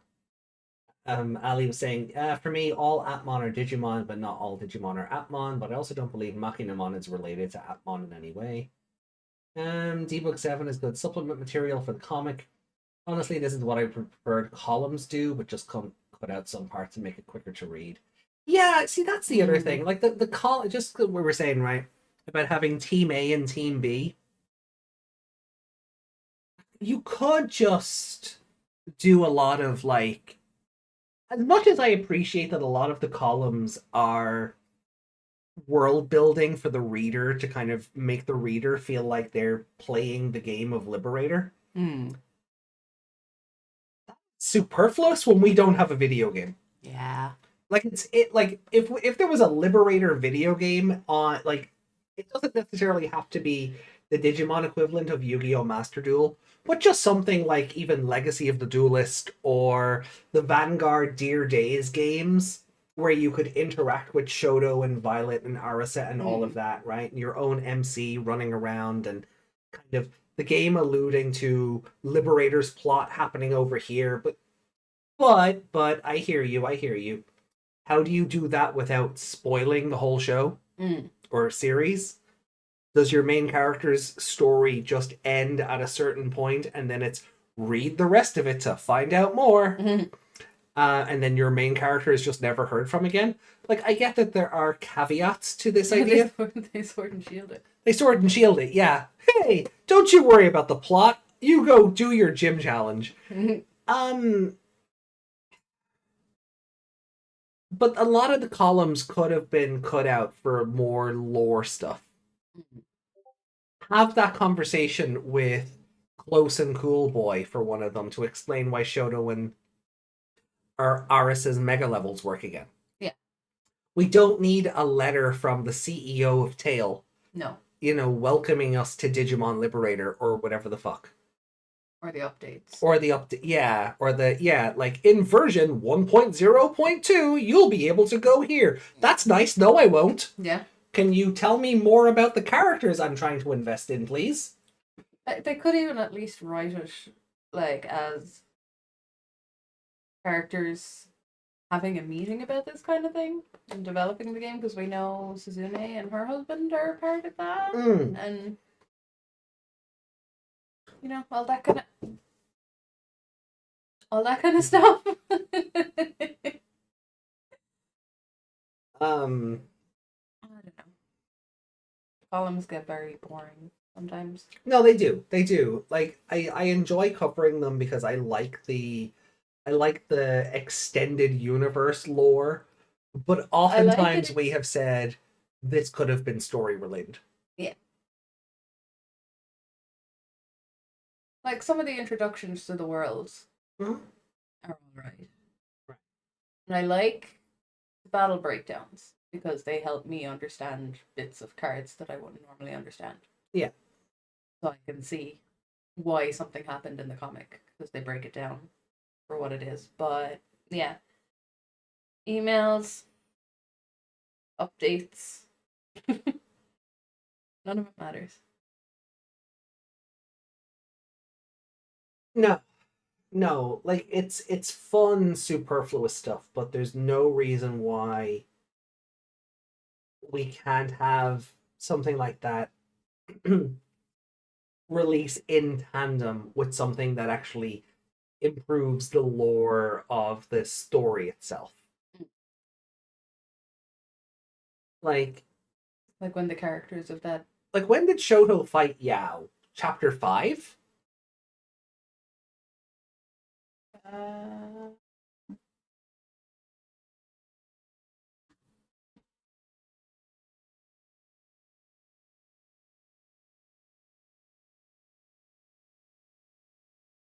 All I need is the covers. I don't need 6. Right? So the battles happened here. The cards went grey. They went to visit the GMs because of the rogue NPC. No, that was here, and then Arisa ends up fighting Violet afterwards. Yeah. So, but here, right? So the cards went gray around here, right? And then all of this is, hey, join the debugging team. And then this is all, hey, you're part of the debugging team now. Your stuff works again. Realistically, like, how long ago was, like, what, like, timeline-wise, like, what was this? We get one of these every 2 weeks, generally. So if we're being generous, 2 weeks ago, 4 weeks ago, 6 weeks ago, 8 weeks ago, 10 weeks ago, 12, 14, 16, 18 weeks ago, in theory, minimum. 18 weeks ago, minimum, Zephigamon started working again because reasons. And now it's taken us 18 weeks. And it's taking us at least 18 weeks and a novel to find out why. Yeah. Like that's it's when you stop and think about it for more than 5 seconds, that's not great.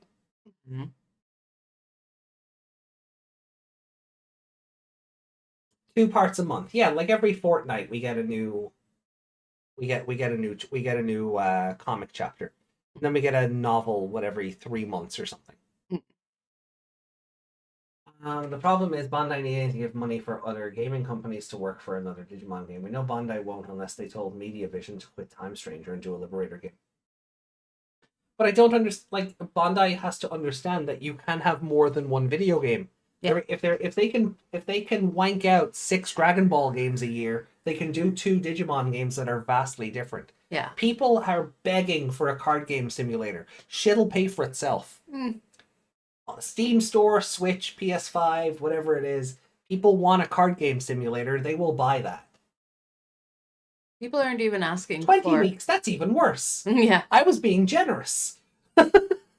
Yeah. But, like, people are just asking, they're not even asking for That's something... 5 months! Yeah, but they're not even asking for something with a story. No. Just something to play their cards on online. Yeah, what people are asking for is Digimon Master Duel. I would love something more akin to a story-driven card game.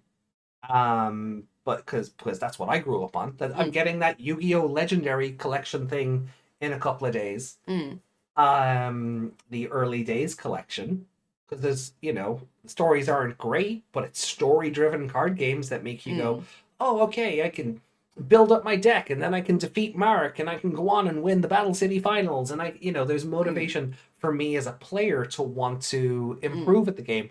Where Master Duel, I'm like, oh, this is nice, but I don't do tournaments anymore for a reason. I want to be able to play stupid decks that, aren't meta and competitive and just have fun in the video game. So they could make a start with that. But they could make a start with that, yeah. If one leads to the other, then sure. I would I'd probably still give it a go if there was a proper online client. Mm. And if the success of one gives Bandai room to believe that there's money to be invested in a more story-driven one, awesome. Mm. But yeah, I know I don't see it happening, and I'm, if anything, the new card game project that we're getting announced at Digimon Con in like 3 weeks is just going to be, Liberator Arc 2 or, Series 2 or whatever it is. I don't have any hope for a tangible video game, but it would be nice if, even as a method of just filling out some of Liberator's, I don't want to call them plot holes, but the gaps in Liberator, it would be nice to kind of fill those out with some sort of ancillary content. Mm. And that's it. That's all. I don't feel like that's too much to ask. I don't feel like that's too much to ask, just for something to fill in the more ancillary stuff to, expand upon the lore.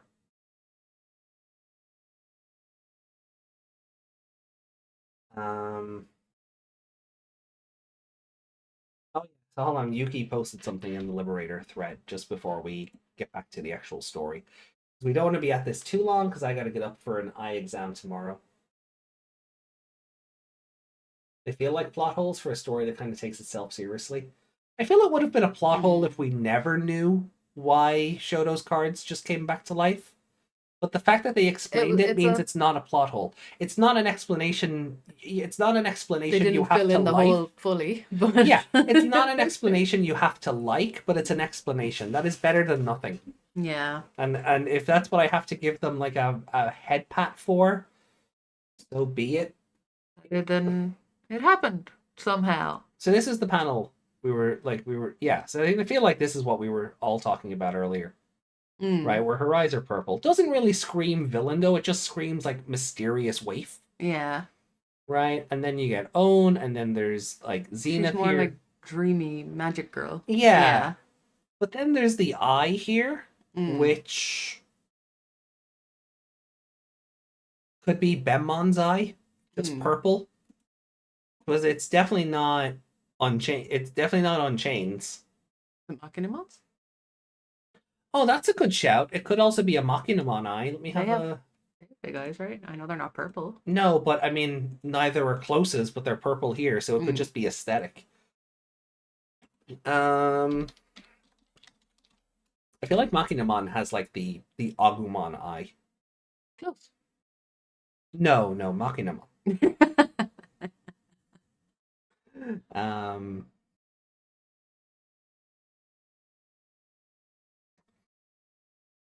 Oh, yeah, okay, so we don't even see its other eye, so it's definitely not this one, but we don't even see the one under this. Go back? Go back. No, not back like that. Back to the other image. To go back like that. Oh, back to this? No, not this. This? Yeah, those are different. They're very different. So we don't see the eye that's under the tuft of hair. Mm. But I do feel like this fan art has it, and it would just be the Digimon eye. Yeah. So I don't really think that helps our case here. Benmon is kind of the closest. Yeah, I thought the extra circles in it or the circle in Machinamon's Yeah, eye. I see what you're getting at. I think Benmon's here is the closest to it. Unless it's a really stretched out and weird Unchained eye. That's not fan art? Oh, the Okomon eye. Is it not? That looks... Are we sure? Oh, is that from the comic? Oh, it is. Okay.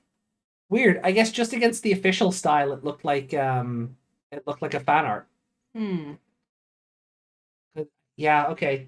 That's fine. I just with it just being right next to this image of the official art, it just looked like a fan made version. Can you bring up Ogomon for a minute? Pretty sure that's from the chapter. Yeah, no, I think you're right. The background is familiar.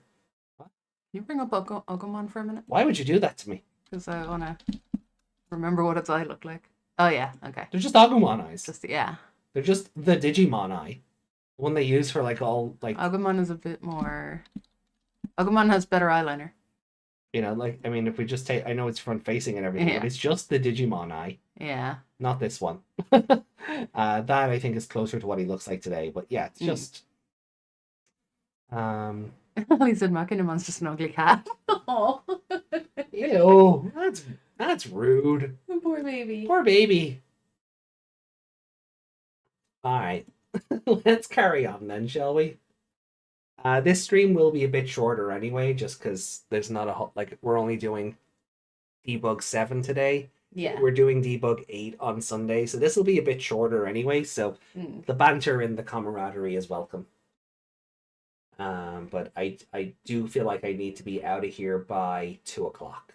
Yeah. Just to get some remnant of sleep before my eye exam tomorrow.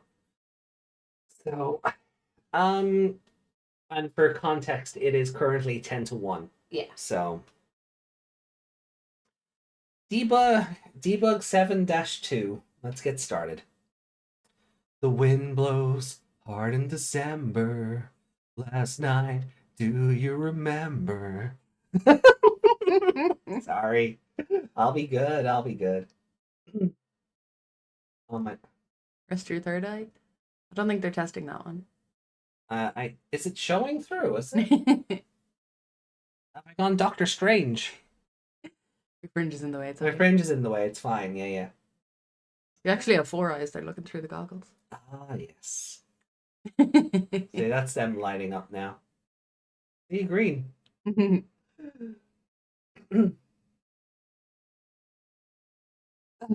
Anyway, the wind is blowing nicely. It's beautifully sunny in Lacuna again today. Sure, there may be spots where the weather is bad, but that's irrelevant. In Emerald Coast, the invasive forest city, there's a name we haven't heard in a while, the only variation is the intermittent green breeze that gently rustles my red feathers. Oh. Muchomon POV. Oh, okay. This is a city of beginnings. Somewhere rookies gather. Everyone here is kind, and it's a comfortable place to be. There's no need to leave. Today, Shoto forgot how to use the D-storage again and called me over in a panic. Arisa, looking exasperated, scolded both of us. Though I still got a pat on the head. Then we battled Arisa, and even though we knew all the cards in her deck, we still couldn't win. Shoto laughed, saying it is what it is, and we tried out new cards and watched videos of old tournaments together, laughing again at how amazing Owen was. That was all I needed. That should have been all I needed. Why not pick on someone your own size? You're making a fool out of yourself. On that day, as I stood unable to fly, you effortlessly flapped your wings before me. Digimon Liberator side story. Debug 7-2. The boundary between green and red. The Machinemon artist from chapter 7. That sounds right. Shoto's about going to beat up an ugly cat inside a caterpillar that imagines itself as a dragon dude. The cat had it coming. Caterpillar? Dude. He's a caterpillar. Leave my worm alone. He's a caterpie. No!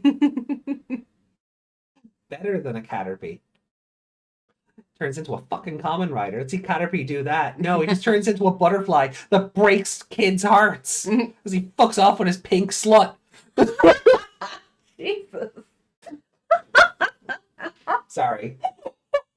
Broke your heart that much? I have some unresolved I have some unresolved anguish over that Bye Bye Butterfree episode. Yeah.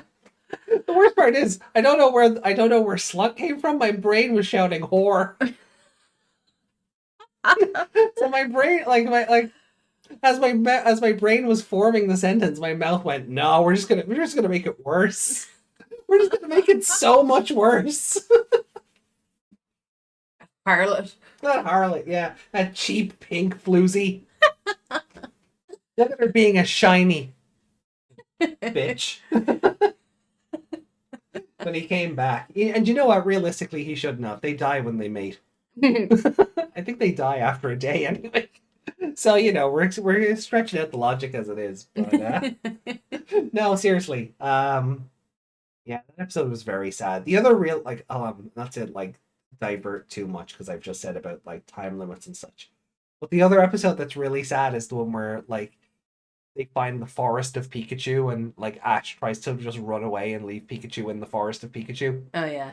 That one's really sad as well. Or I think it's in the Orange Islands where they get, like, trapped in the cave during the blizzard and they all huddle up together around the fire and it's just like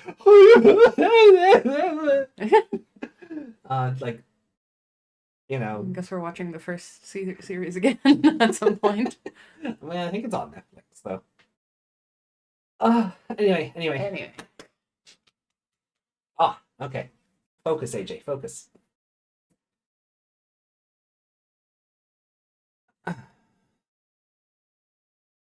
Jeez, Shoto's absolutely heartless. Leaving us in a place like this for a whole week. It's basically torture. Come on, there's nothing we can do. There's temporary maintenance going on after all. Shoto and Arisa logged out earlier than usual for the maintenance. The green pterosaur, Pteromon, grumbled in discontent, while I, Muchomon, offered a wry smile. The place where Digimon whose partners log out are sent is a pure white space that stretches out in all directions. It's not an inhospitable environment, but not even a single breeze blows here. Even so, I never found this place boring because of the hustle and bustle of so many unique Digimon. However, even this piece seemed unbearable for my new freedom-loving friend. You think they'd just be, like, in the garden or something? Yeah. No, they're just in the void. Yeah. No way. You're on that side too, Muchomon? Even Shumon says nonsensical things like, "This piece is nice," or whatever. Yeah, I get it. Not being able to see Shoto for a whole week can get lonely. You're wrong. I'm not one to cling to Shoto like you. Yeah, I totally get it. Hey, cut that out, Muchomon. That's not what I meant. I burst into laughter at Pteromon, who was visibly fuming with anger. Like Shoto, its reactions are easy to read and fun to tease.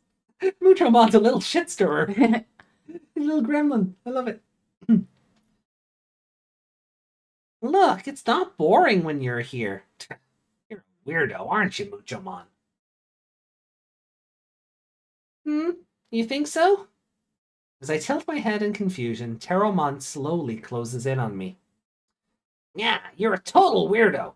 First of all, I can't even comprehend how you put up with Shoto in the beginner area for 3 whole months before I showed up. And you didn't poke him in the butt to hurry him up? That I did not. I was enjoying myself. No way! Were you not bored out of your mind with no one strong around? Not at all. Like, if you're talking about battling, Arisa is plenty strong. Still, were you not at all curious about what the other areas were like? I'm not good with it being too hot or noisy, and I like the Emerald Coast. Pteromon furiously tugged at the feathers on its head, as if my response had sounded too strange. Like, Ali said a red penguin and a non-extinct bird. What a duo. And together they form a Duolingo.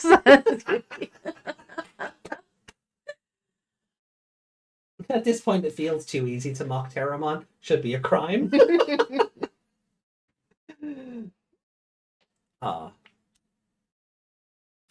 Fine. Does that mean you're unhappy now, leaving that peaceful place, fighting all kinds of battles in all kinds of places? Does that not bother you? No, it's not like that. I'm super enjoying myself now, too. If I didn't like it, I'd say I didn't like it. That makes no sense.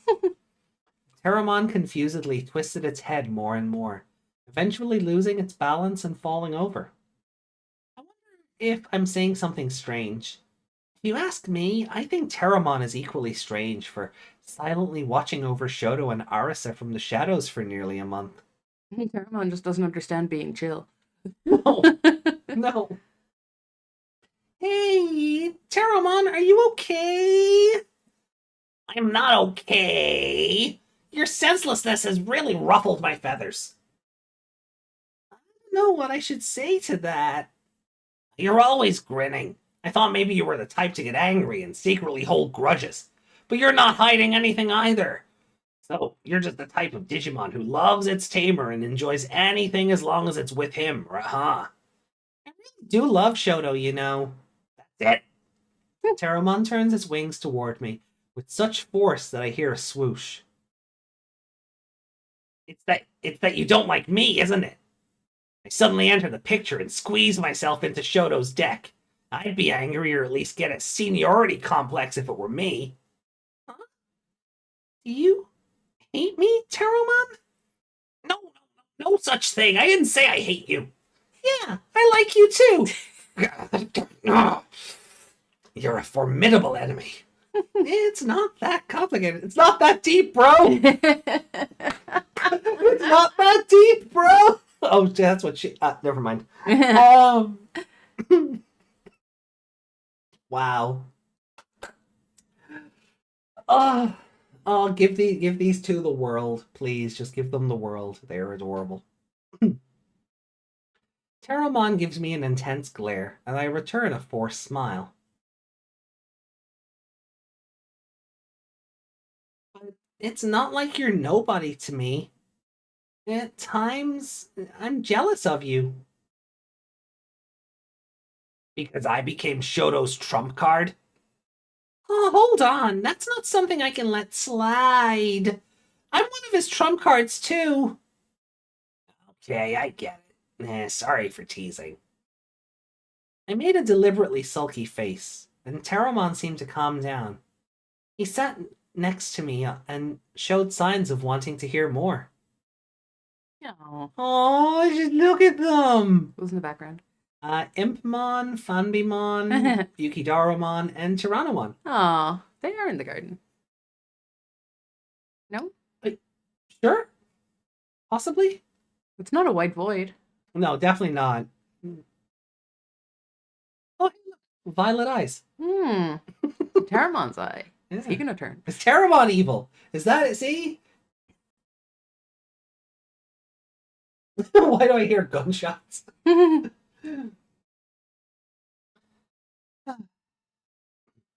If that's true, then what about me could you possibly be jealous of? A lot of things. Your green feathers are cool, and you can freely fly in the air, right? Even though I got wings, all I can do is walk around all mucho-y. Mucho-y? On top of that, Shoto's changed since meeting you. Or rather, he started changing. Pteromon also nods at my words. He's still a softie, but he may have gotten a little more of a fighting spirit compared to the start. It's incredible. He's always been smart and calm, but he'd easily lose under a tiny bit of pressure. But lately, he's been able to win, or rather, he's become more determined. He travels to other places now, too. Of course, I've loved who Shoto was before, but I am sure that his change from the short time since meeting Pteromon was something that he needed for himself. And that's surely not limited to card battles. It's something much more when looking at the bigger picture. I think that's why I'm jealous. What do you mean, that? Because of you, Shoto rapidly changed. More than I thought he ever would back when I was his main partner. And I'm sure that'll continue. I lie flat on my back and look up at the empty white sky. Even though it's an artificial space, the sky seemed so endlessly high, reaching farther and farther, higher and higher, beyond the bounds of a game, to even greater heights. You can fly much farther, taking Shoto with you as his partner and his wings. I can't do that, and it makes me want that. What the? Suddenly saying something so sad. You made me say it. He did. He started picking on him. After saying that, Pteromon also lays down on its back next to me. And don't worry about it. When we go farther, we're taking you with us too, you know. Really? For sure. Even with his bit of growth, Shoto's still a softie. You think I could take care of him by myself? Yeah, that's true. So, you will take me? Don't make me keep saying such embarrassing things. If that's the case, I wonder if I could fly with you too. In the sky. Don't worry. You can fly. After that, there was no further conversation, and we both looked up at the sky for a while. When I looked at the colorless sky with you, it seemed strangely worth flying through. Okay, I lied a little bit. It's just as Pteromon said. I didn't accept him right from the start. I knew I was just one of the cogs in the deck, one that could be replaced when a stronger Digimon came along. But those 3 months I spent with Shoto had been far too enjoyable to say it was boring or lacked change. So there were times I felt like Shoto had been taken away from me. When Shoto stepped out into the outside world, it felt like the fun times we had together didn't mean anything.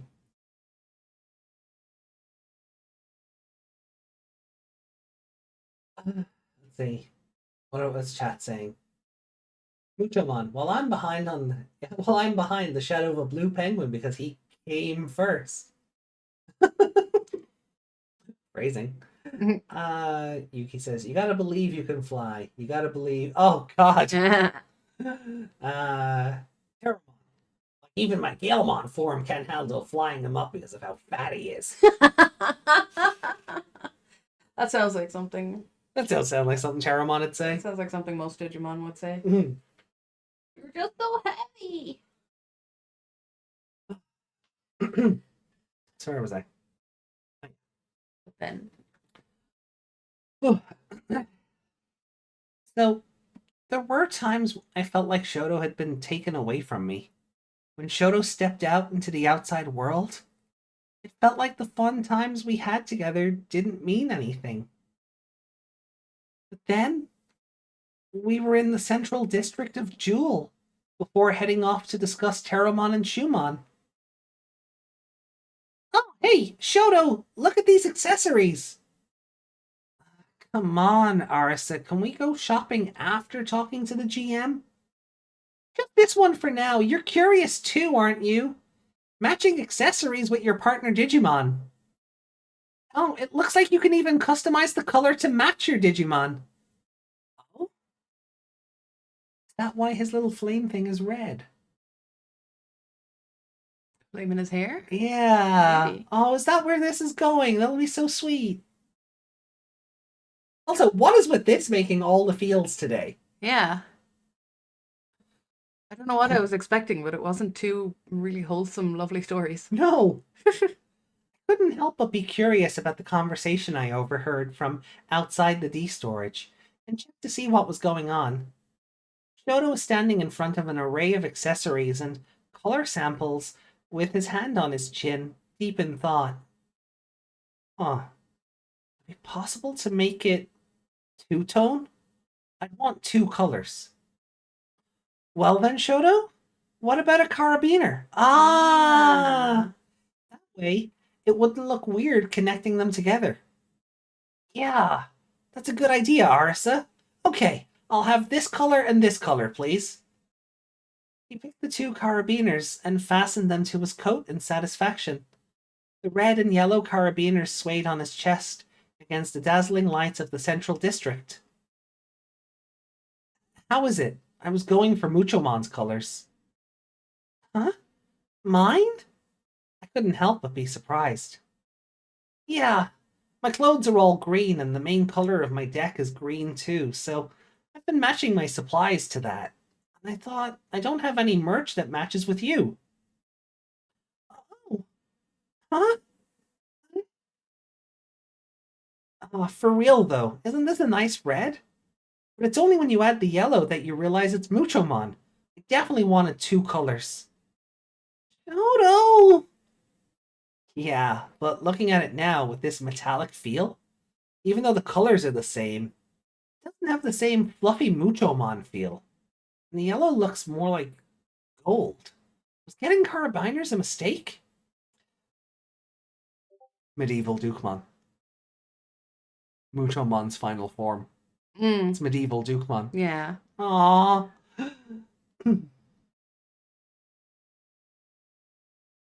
After watching Shoto's face light up with joy, only to clutch his head and start muttering to himself. Wait, is he not green?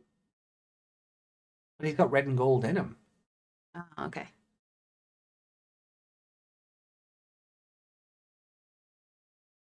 Sorry. Turn me off. After watching Shoto's face light up with joy, only to clutch his head and start muttering to himself, I felt my shoulders relax and I couldn't help but laugh. No, I think it's good. Huh? For real? Ah, what a relief. As long as you like it, then we're all good. Thanks, Shoto. Woo! Let's stick together, Muchomon. We laughed and then I realized something. Even if he changes, Shoto's still Shoto. Although he started changing after meeting Pteromon, that doesn't mean everything he'd done up until now was a complete waste. Even before, he was a good guy, and that's why, together with his new companions, he could change. Shoto will surely embrace the person he was. Someone who wasn't particularly remarkable, but was still kind. And from there, he'll soar to the next sky. That's right. That's what I want. That's what I know. I can trust him and follow him. I only know one word to describe that kind of relationship. Let's stick together, partner. Yeah, let's do this, partner.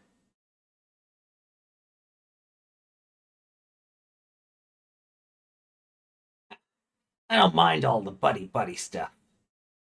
It's okay. You're his partner too. Isn't that right, Shoto? Of course. Don't sweat it, Pteromon. It's not like I'm jealous or anything, you idiot.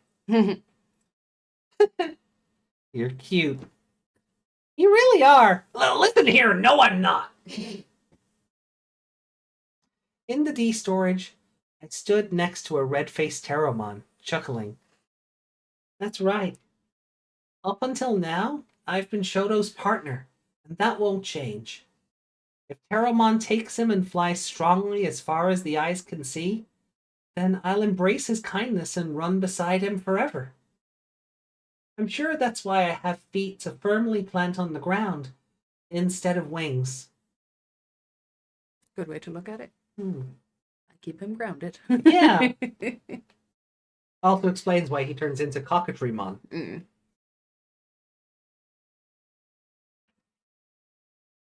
The Parrotmon Crossmon mistreatment continues.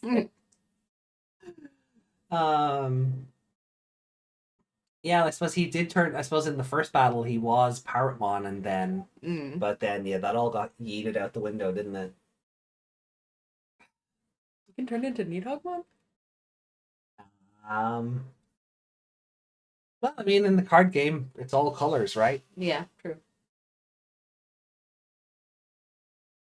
Oh. Time passed, and now, they broke through all of our security. Shoto, you good? If this keeps going, you'll end up losing the game the next turn, you know. Zephygamon, Pteromon's Digivolution, calls out to Shoto, who's holding his head.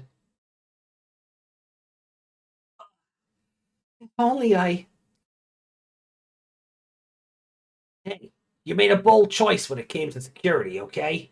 It's good you took the plunge, but if you regret every move you make, it'll all be for nothing. Yeah, but after joining the debugging team and experiencing many battles and collaborations alongside rivals, Shoto's strength has reached another level. Though barely recognizable compared to his old self, his skills are still no match to those of Owen Dreadnought, who he gets along with well, although he strongly denies it. Or Close, who he's battled alongside before. If he lets his guard down, even NPCs in a mid-level main quest can catch him by surprise. But it seemed like he was enjoying each and every one of those battles, and I felt the same exact way. Now, every battle is fun.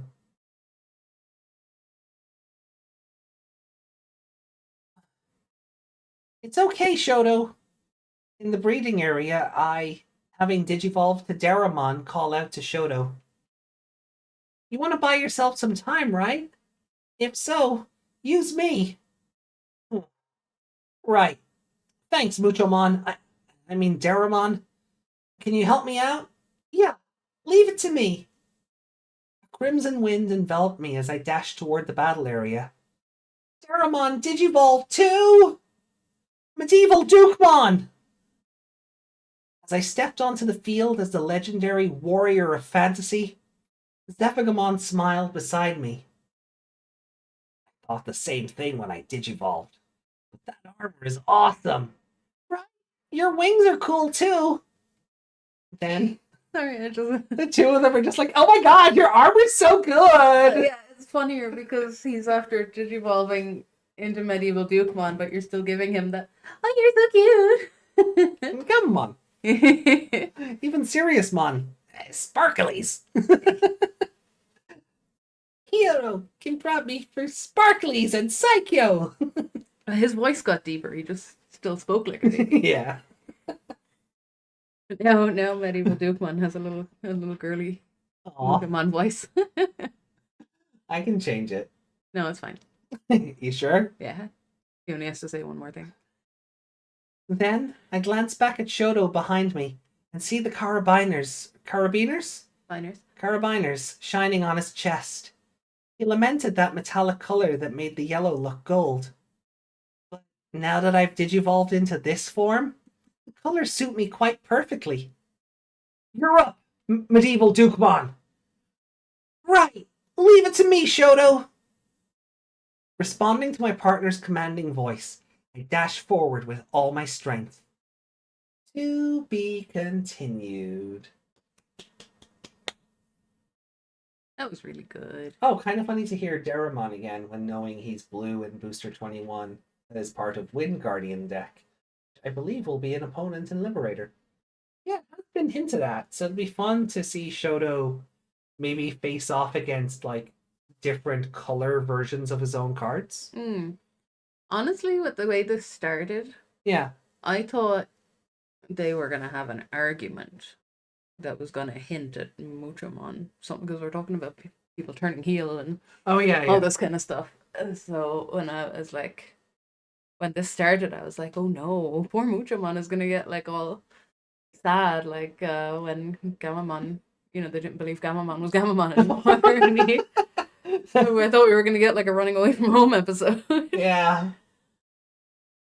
Yeah, also, yeah, please don't have Shoto fight another blue deck, though. Like, let him fight other colors.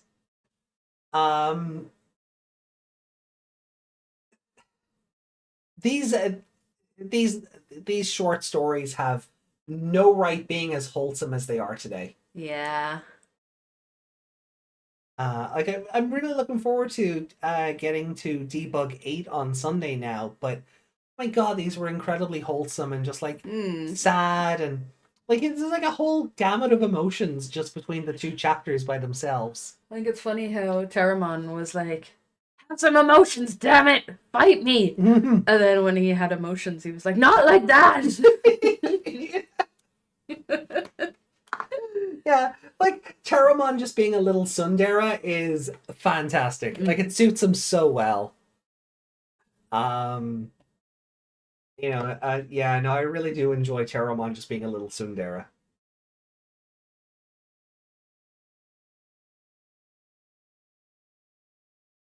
Yeah, they're all like, you're so cute. No, I'm not!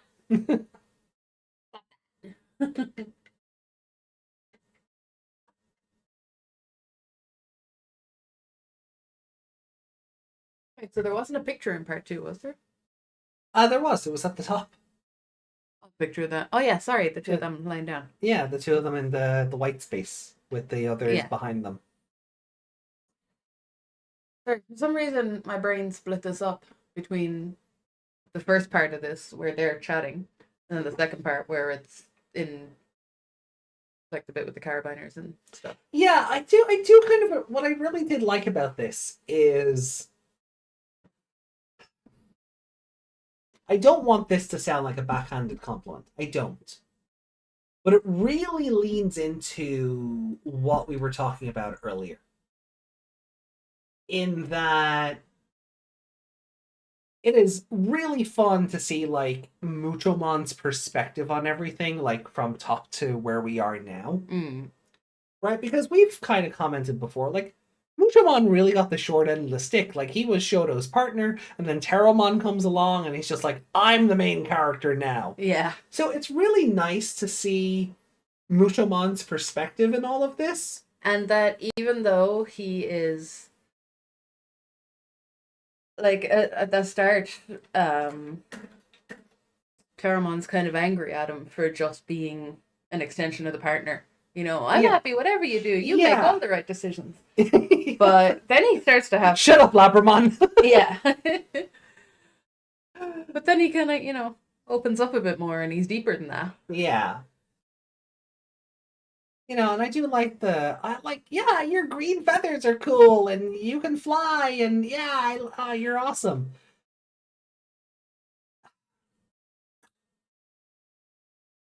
But you remember, like, about half an hour ago, we were talking about how, like, you could have these little segments to kind of fill in things between chapters. Oh, this should have been long ago. Oh, yeah! Yeah. Fuck yes! Like, this really feels like somebody got, wait a minute, we probably should fill in, like, so I feel like somebody had this thought much later than we did. Yeah. Like, wait, how does Muchomon feel about being replaced? Yeah. Oh, well, like, he hasn't been replaced. There's just, this partnership is now a throuple. Yeah. Basically. So... Muchomon is Shotokan.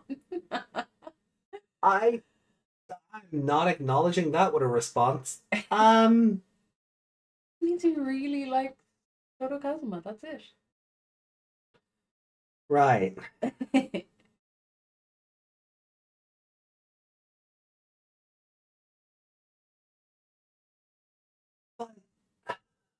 The novel is great at supplementary material for the comic, but it is not super very good at developing the novel characters. Right, and that's what I mean, right? Like, this should have been, instead of a column where it was a letter from the CEO of Tail, it could have been this little short story based between chapter 1 and chapter 4. Excuse me.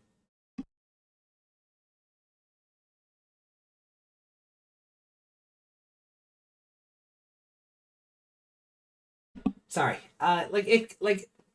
Instead of getting a letter from the CEO of Idea or Tail or whatever, that we have this little, like, intermission, and you have Muchomon's and Shoto and Pteromon's discussion here, or why Shoto wears carabiners as his, as his accessory rather than goggles.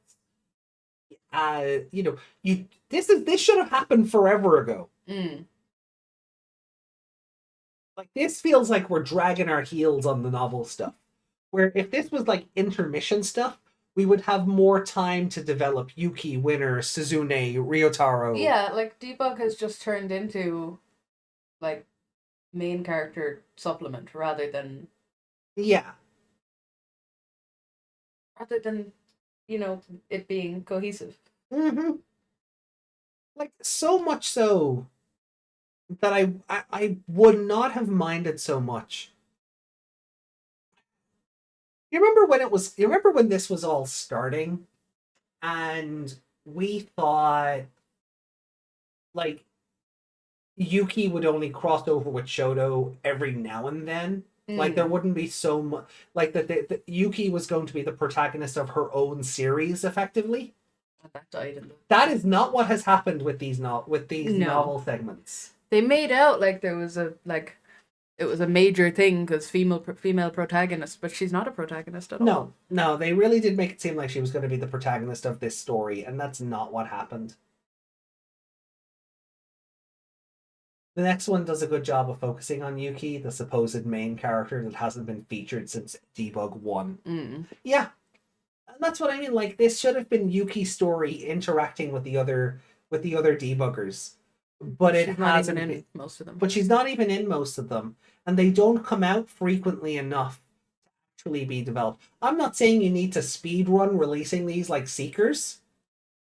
God, we don't need that again. But this is what I mean about having an A team and a B team, where your A team can do all the important stuff, and I don't care if Yuki's in a filler arc against the boss we never see again.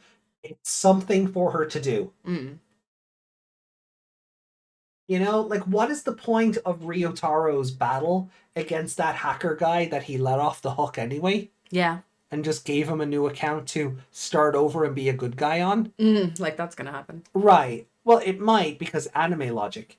But we don't have enough time left on this, or this does not release often enough for the consequences of those actions to follow up good or bad.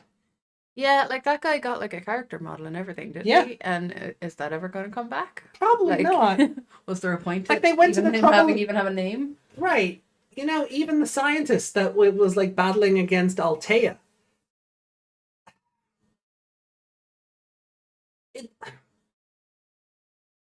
He's Suzune's husband?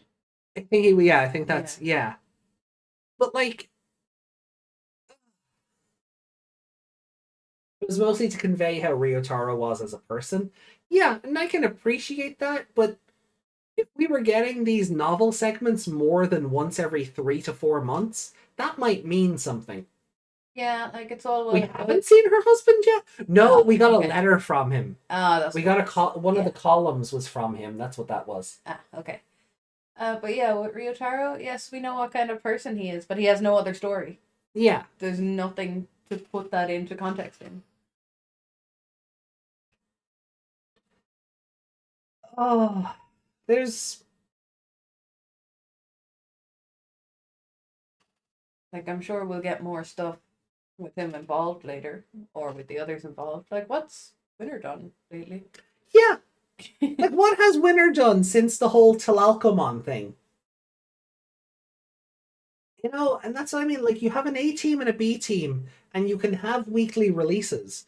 And you have your A team work on the stuff that's actually important, and you have the B team do stuff that either builds up to it or just gives the character something to do, so we can see what they're doing through the rest of the stuff.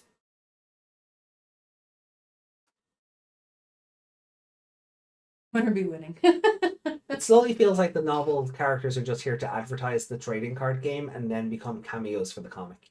Yeah, that's valid. That is completely valid.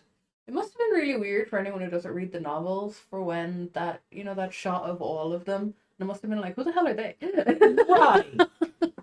Right. You know, like for us, it was like the fucking Avengers coming out of the portals. Yeah. But for anyone who hasn't read these, that part of the comic's been like, what's the big deal here? Yeah. They're just a bunch of NPCs. Yeah. Oh, I think I have that guy's card. You know? I think I have that girl's Impmon. Oh, it's like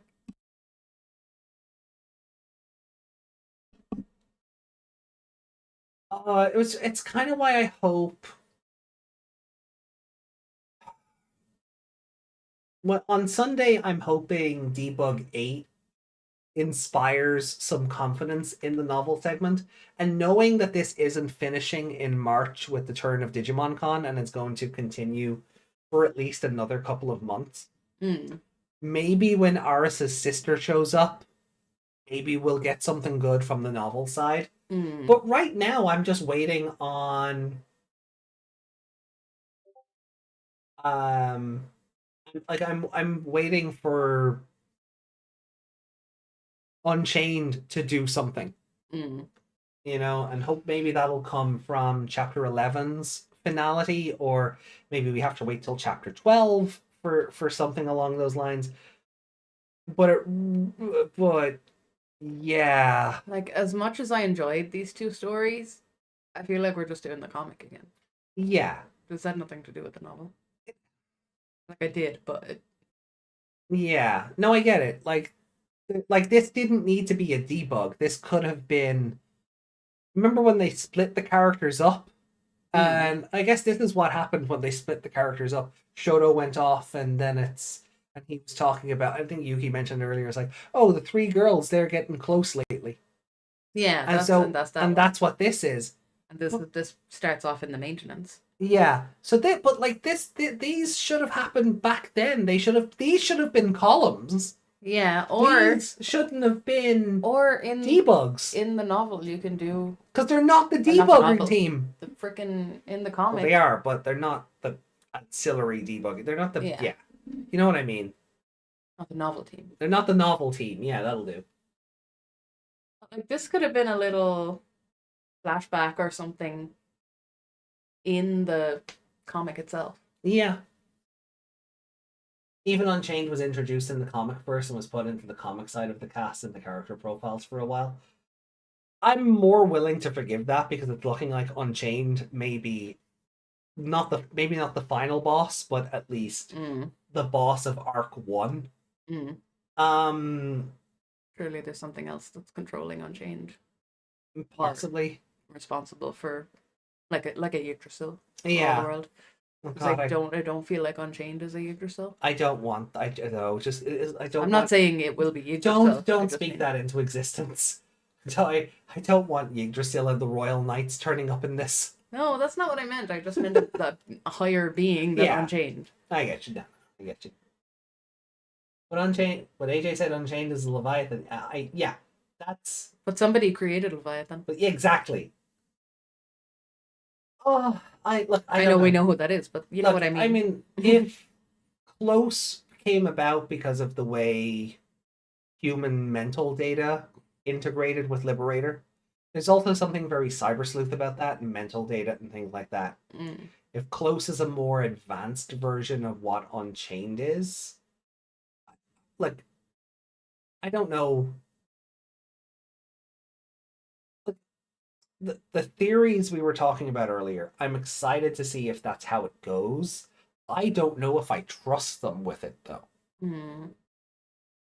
This shouldn't have been a debug. Like, 7-2 should have been, like, column 4 or something. Yeah. And this should have been focusing more on Ryotaro or Suzune or, just something else. Yeah. Show us how show us more about... One of the things about was it Debug 6 when when the novel characters were all interacting together and they all went off into the sunset together. More of that to show us how these character personalities play off each other. Yeah. An entity that simply happened to be born from the systems at work in the game known as Digimon Liberator. Yeah, but I mean that's just what we say to be born. That's what we say about planet Earth, and then other people go, "No, someone created that randomness." Cosmic fluke. Lacuna created Unchained. The husband is the weirdo people that like the card games. Wait, what?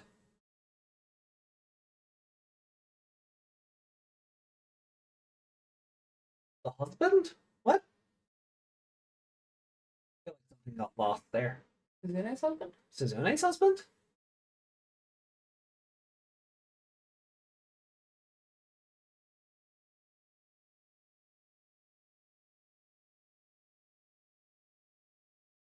Mostly a joke.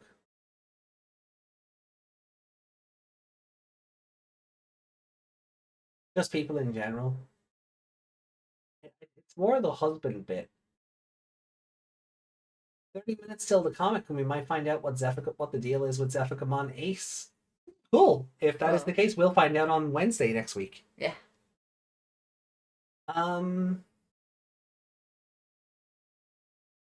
Yeah, I feel like we didn't do debug today. No, this doesn't feel like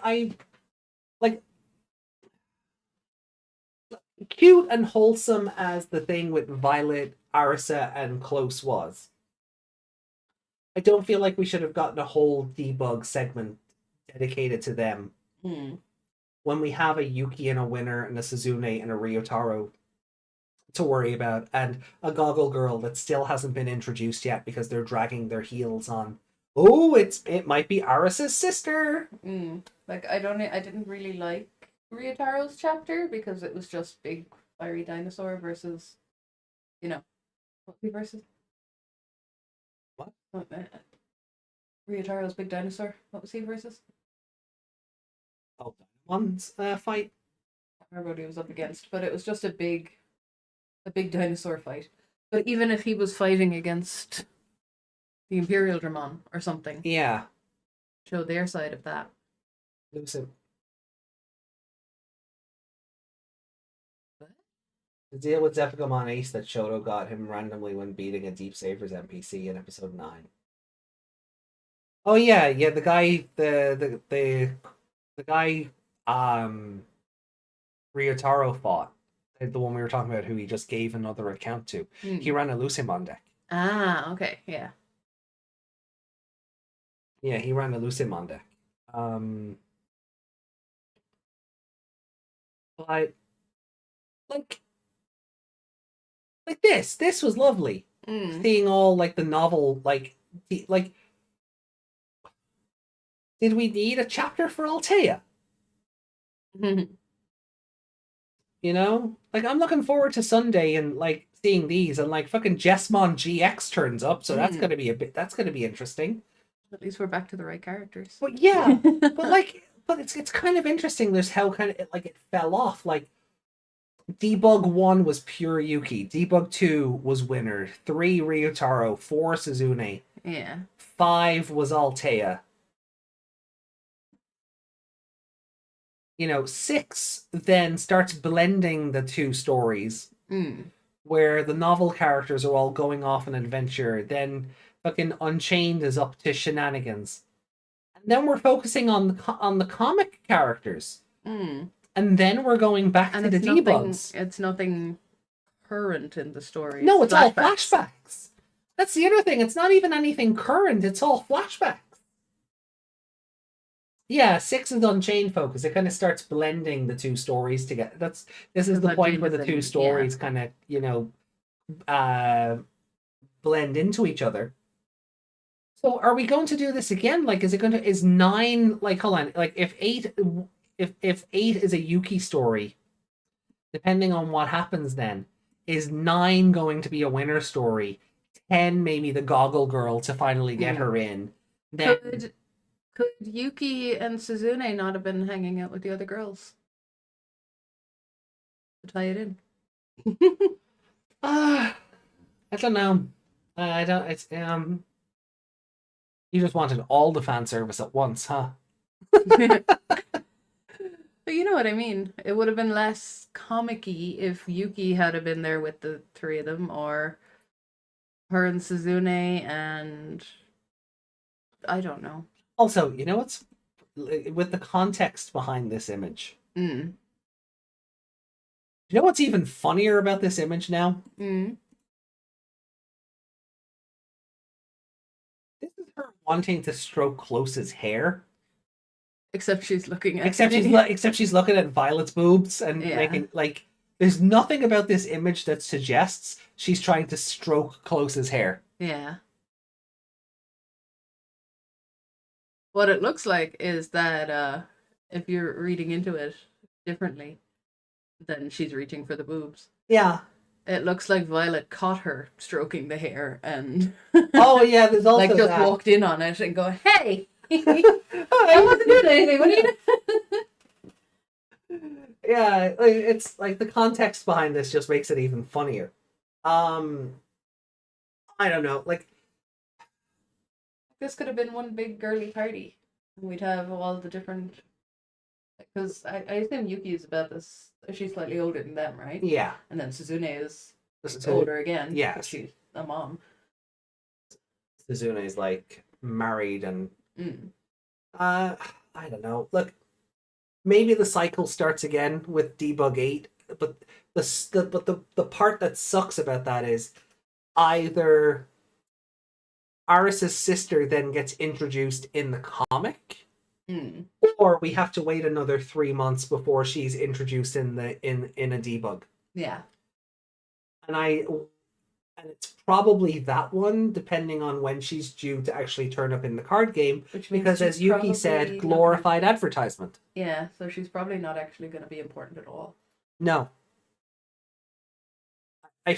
I really wonder if they looked at the cast of characters they built and went, oh shit, we've too many of them. Mm. You know, maybe we bit off a bit more than we could chew on this. Mm. You know, because like I don't want to keep going back to, but if it was an anime, you could at least do cutaways for all this stuff, Mm. and it wouldn't feel so clunky. Yeah. But because of the release schedule, everything just feels a bit, wait, why did it take 20 weeks to learn about this thing that happened Mm. that the comic never addressed, but now we're finding out through the novel why this particular event happens?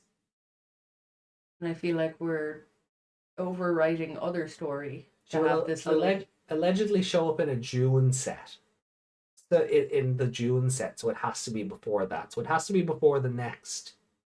The novel? Well, in 4 months from now, it's February. So if he shows up in what, May? If Digimon comic is due out in May, Debug tends to come out around the same time as comic. So we can probably take it that Debug 9 and 10 are in May. Mhm. So Aris's sister will probably show up in May and then start getting advertised for the booster set that comes out in June. Mm. You could So have crossed me there and I lost my thought. ha! Now you know how it feels. Now you know how it feels. In EX9, the VPET focus set. That's interesting. Oh, Oh yeah, I was saying it feels like we lost Debug to like we've lost out on one chapter right now yeah. of Debug just so they could fill in some plot holes in the comic. And they could have done that through the column. Yeah. Or just in the comic itself. Or just in the comic itself. Make it a page or two longer. Yeah. Like, I did see some very interesting something very interesting that said, yeah, I was just thinking about that as well, Yuki. If it's EX9, which is the VPET focus set, Ryotaro is a walking reference to the original VPET brick. Mm. So there might be some correlation there. Maybe she also has... Because I don't think the design she has...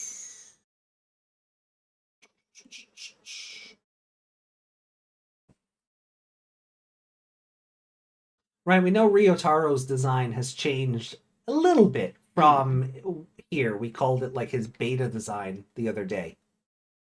This may not be her final form either, but she also may just turn out to be...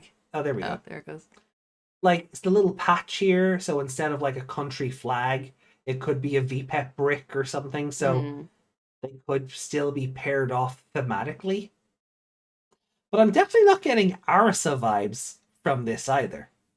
No. So I wonder how late in development that was decided.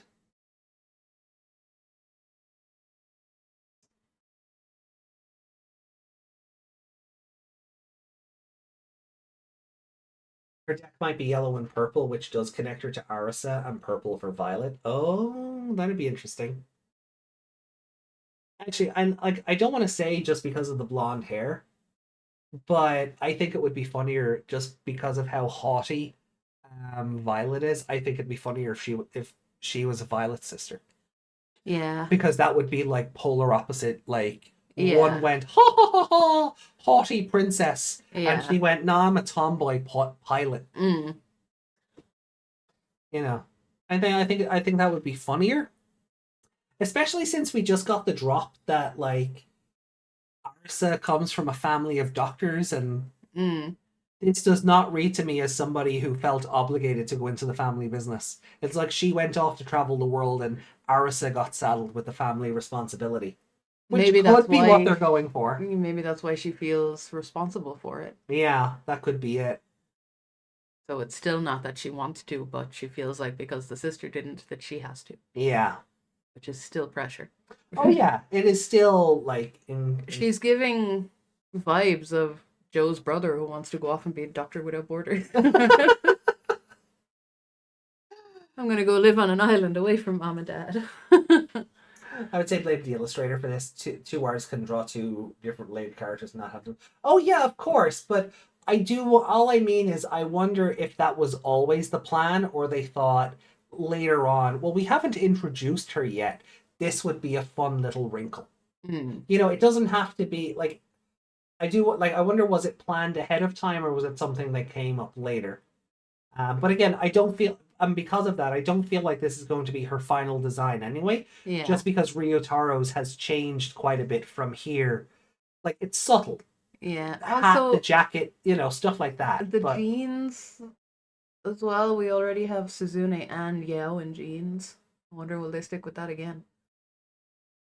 I mean, it's a lot of butts, isn't it? Mm. Yeah.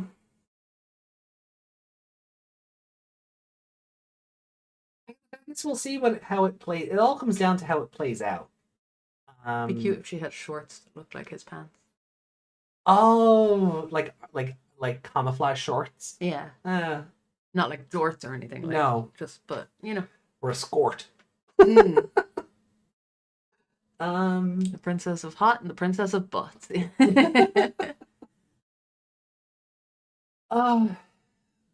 Yeah, Jane like staring into my soul. because Zenith is here, I almost would have preferred something with Zenith over the Muchomon Pteromon stuff. Yeah, like as cute as it was, there's other characters that just haven't been fleshed out at all. Yeah, like they make like we said earlier, they made such a big deal out of Zenith, and then he gets killed off basically immediately, and everyone's like, "Oh yeah, Bemmon, his partner's going to be such a big deal in the comic because but we've seen nothing to say that is going to be a thing." Yeah. But this comic and novel could finish, and Bemmon could have just been a walking Digimon World 3 reference and nothing more. Mm. Cool, if we got to draw this once. Zenith is in Booster 21, so there should be something for him. Fingers crossed. Look, I want to be wrong here. Right? I do want to be wrong in this, but the comic portrayal so far hasn't given vibes of setting something better up down the road, but more like, oh, wouldn't it be kind of fun if the strongest character lost first to show, because a lot of media will do that. They'll take like the strong character and have them get beat to really put over how strong this new enemy is. Yeah. But so it doesn't read like they got rid of him for something sinister later where he's working with Unchained, like seems to be hinted at up here. It just kind of feels like they went, oh, if we defeat the champion, it'll really put over how strong Sam the Clown is. Yeah, and then it'll kind of be more impressive when our protagonist beat him. Yeah. Like, pretty sure the novel has never mentioned him. And that's possibly very true, Ellie. It could very much be, job him out early in the comic, make you forget about him for a couple of months, and then you bring him back. Could very well be something like that.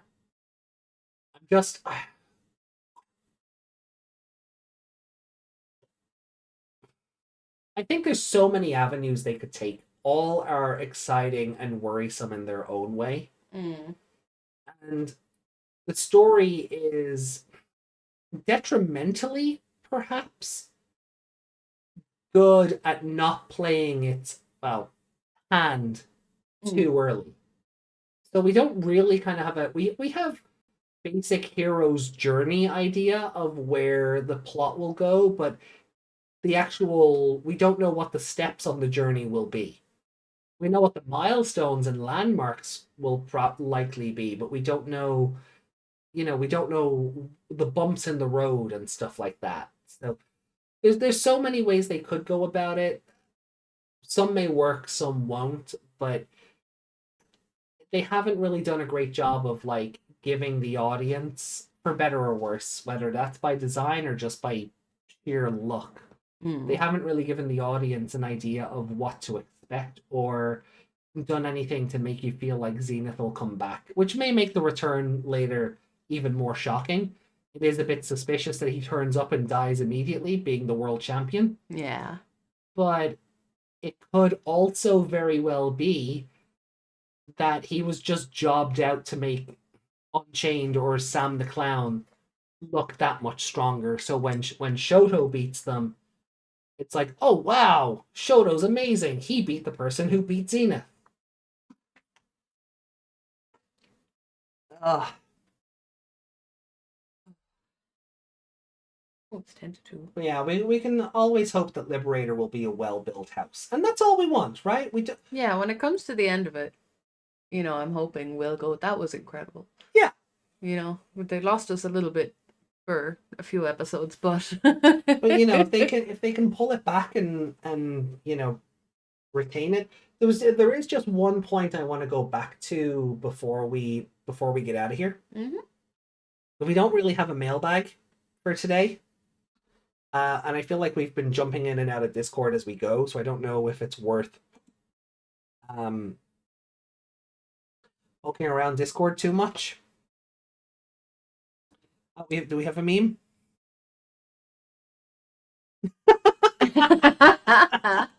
Okay, very good, very good. You're getting some mileage out of this template. I love it. Oh yeah, did you see this? Yeah. And then I saw you did the thing. Yeah. Theory. You know what kept happening to me? Oh. I kept getting to the end of it, and then for some reason, instead of saving, the eyes would just come back. Oh. So I had to do it like 3 times before it would actually stay. Oh, that's so weird. Yeah. Okay. So hold on. There was a point made in the chat there that I want to come back to before we get out of here. Where's it gone? Altea's pretty close to close on Unchained, somewhat a digital life form just manually created by Yao. That's fair.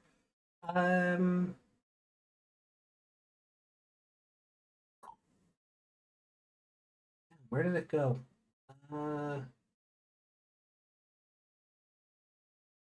Oh yeah, Bandai only agreed for Liberator to be a thing. The funding came from the card game producer himself. Oh wow, okay. So that is something I wasn't aware of. And in which case, it is amazing we have what we have. It doesn't excuse a lot of the elements we've discussed today. Discussed, not that we're disgusted by it, but had a conversation about. It doesn't excuse a lot of that in like some of the plot holes and waiting so long to get an answer for why something important or unimportant happened, depending on your point of view. But incredible if the card game's producer was the one who put the money up to get this made at all. Which really screams to me that we may have gone the last 12 months without something following on from Seekers, if not for that. And if Seekers was the last thing we had to go, oh, this was their big budget thing. Ew. Yeah. Just ew. We could have had none of this just because Bandai could have gone, no. Yeah. But I'll give you the money. No. There is the comic at least. Yeah, but we wouldn't have had anything like to the equivalent of a series. Like I said it on Sunday when we were talking about the goggles. Seekers and now Liberator, they might not be anime. They might, but they have been advertised as the next continuations in of the Digimon adventures. You know, they had a marketing buzz behind them almost equal to that of a new anime debut. You know, so strictly speaking, you are almost kind of going from Taichi 2020 to AG to Shoto. But if it is a case where the card game producer had to put the money up to get Liberator made, I mean, our last big, like, the last thing Bandai would have gotten behind is Seekers. And that's kind of gross.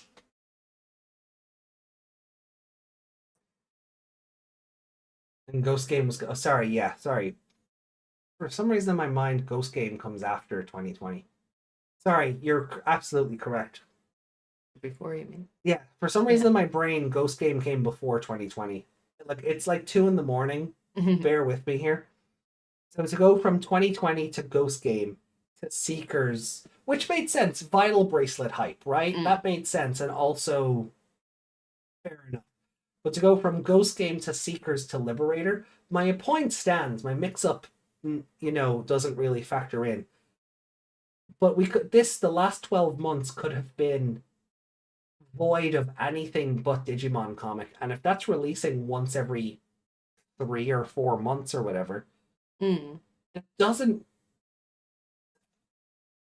People don't read Digimon comic, and I understand that, because we were doing our reading on Sunday, and even Gonzo was like, wait, this is official? They don't promote it. No. You know? Whereas, like, Seekers, because they had Vital Bracelets to sell. Yeah. And Liberator because they got ghosted. Which also got... Yeah. But then Liberator, because they've got card games to sell, they got backing behind them once they were off the ground, and they did get the kind of pomp and circumstance equated to an anime. It doesn't replace not having just an actual anime airing, but if this is as close as we're going to get, it's better than letting the franchise just die outright. I'd rather it survive in some form, but do we think we're going to get an anime announcement at the Anime Japan thing the weekend after Digimon Con? That would be weird. Wouldn't it? But I don't know if we are. I mean, it would make sense to do it then, but also it would make more sense to do it at your own convention. That's a might, and it's a big might. But it's not one I'm confident in. No. Which is why if we're getting Liberator 2 Electric Boogaloo, I'm like, okay, we have something to keep us going for a little bit longer. But then I get worried about what they have or they don't have planned after Liberator. And that's where I'm like, oh, Time Stranger better sell fucking gangbusters. Otherwise, I don't know if we're getting an anime ever again. And maybe that's that's probably hyperbolic or hyperbolic, whatever way you want to pronounce that word. It's weird that it's hyperbole, but it's hyperbolic. But anyway, that might be hyperbole. But it certainly feels that way. We're not getting like we're not getting Digimon, Kai or something, or we're not getting Adventure 2020 Part 2 with a rebooted 02 cast or anything like that in the near to immediate future, it feels like. And the only thing related to the old anime that we're getting is this promo video in a couple of weeks. It's just... I don't blame people for being skeptical.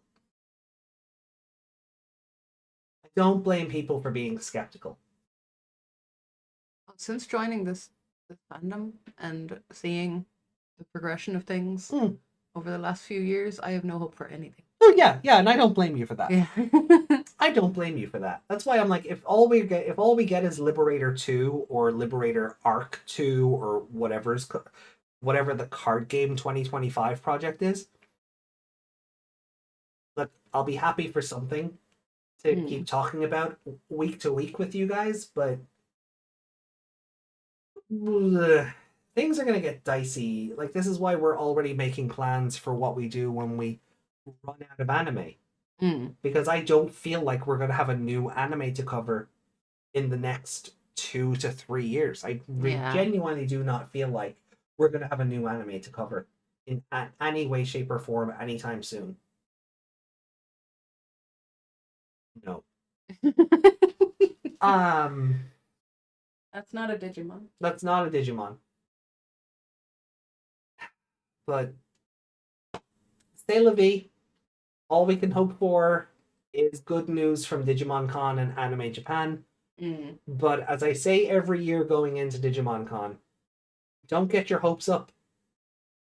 And you'll only be Your marred. character is not coming to Smash Bros. Yeah, your character is not coming to Smash Bros. Don't get your hopes up and you'll be much more marginally disappointed. Alrighty. Enough of that. One thing I want to do, we do have kind of sort of somehow a mailbag. So I'm just going to refresh the comments here. Just make sure there's nothing new that's come in. Okay. So I got a comment on the theory video there nearly 24 hours ago. So the theory video about Close and Eugen and EX10, that video, right? You guys have watched that, right? Yeah, sure. Yeah. Okay. So the comment says, by Bloodworked C2106, they lost me by adding those Apply shit in the card game. And if they appear in Liberator, I would also lose my interest for the story. Okay, bit harsh. And so my response, and I don't, and I'm saying this to chat as much as I am saying it in response to this comment. I don't understand why people have such a visceral hatred for Atmon. I don't. But I did pose the question. What was it about the show you didn't like that you feel like it hurts the card game? Right? That was my question. Nearly 24 hours later, there is no response. And given similar sentiments I've seen on social media, all I can say is Applemon haters not beating the allegations that they have not watched the show. I feel like that's all it really comes down to. You cannot tell me that somehow Appmon are going to ruin the Digimon card game without explaining why. What about the Appmon show makes the card game lesser? Yeah. Tell me what makes them Apply shit. Yeah. So, yeah. Applemon haters not beating the allegations, as usual. I've always said I will happily take on a person's opinion. I might not agree with it if you've watched the source material. Yeah. No watch, no opinion. Yeah. Opinion discarded. So it is a low effort comment. And I've seen a lot of this kind of sentiment across social media, like Facebook, Twitter, Blue Sky. I've seen similar comments. But no one seems to be able to answer what it is about Appmon that ruins the card game. Because they don't know. They just saw the word app instead of Digi and went, no, that's different. Yeah, even though Digimon is in the full fucking title of the show. Yep. Digimon Universe. You keep forgetting that bit. As Ali said earlier, Appmon are Digimon, but Digimon are not Appmon. Mhm. Right? That is the best way to look at it. Anyway, I believe we're being told the new chapter is out, so we will have our work ready to go for us on Wednesday. After doing Debug 8 on Sunday. Oh, I thought the website was having a panic attack there. No, it hasn't. Oh, yeah, there it is. 11 part 2. Mm. Owen, yeah, it looks like a young Owen and Shoto chapter. That looks like a younger Shoto in the. Yeah. In Although he has a card in his hand. Yeah. Were they playing cards back then? Possibly. We'll find out. But episode 12 coming March 13th. Wait a minute.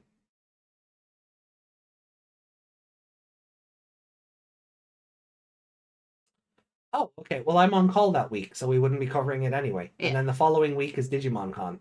Yeah. And then, so March 26th would then be when 12 Part 2 comes out. So we would cover that on the 27th. Except we have a wedding that day. Mm-hmm. So, yeah. After Digimon Con, schedule is up in the air until further notice. So just making you all aware of that. March is a busy month.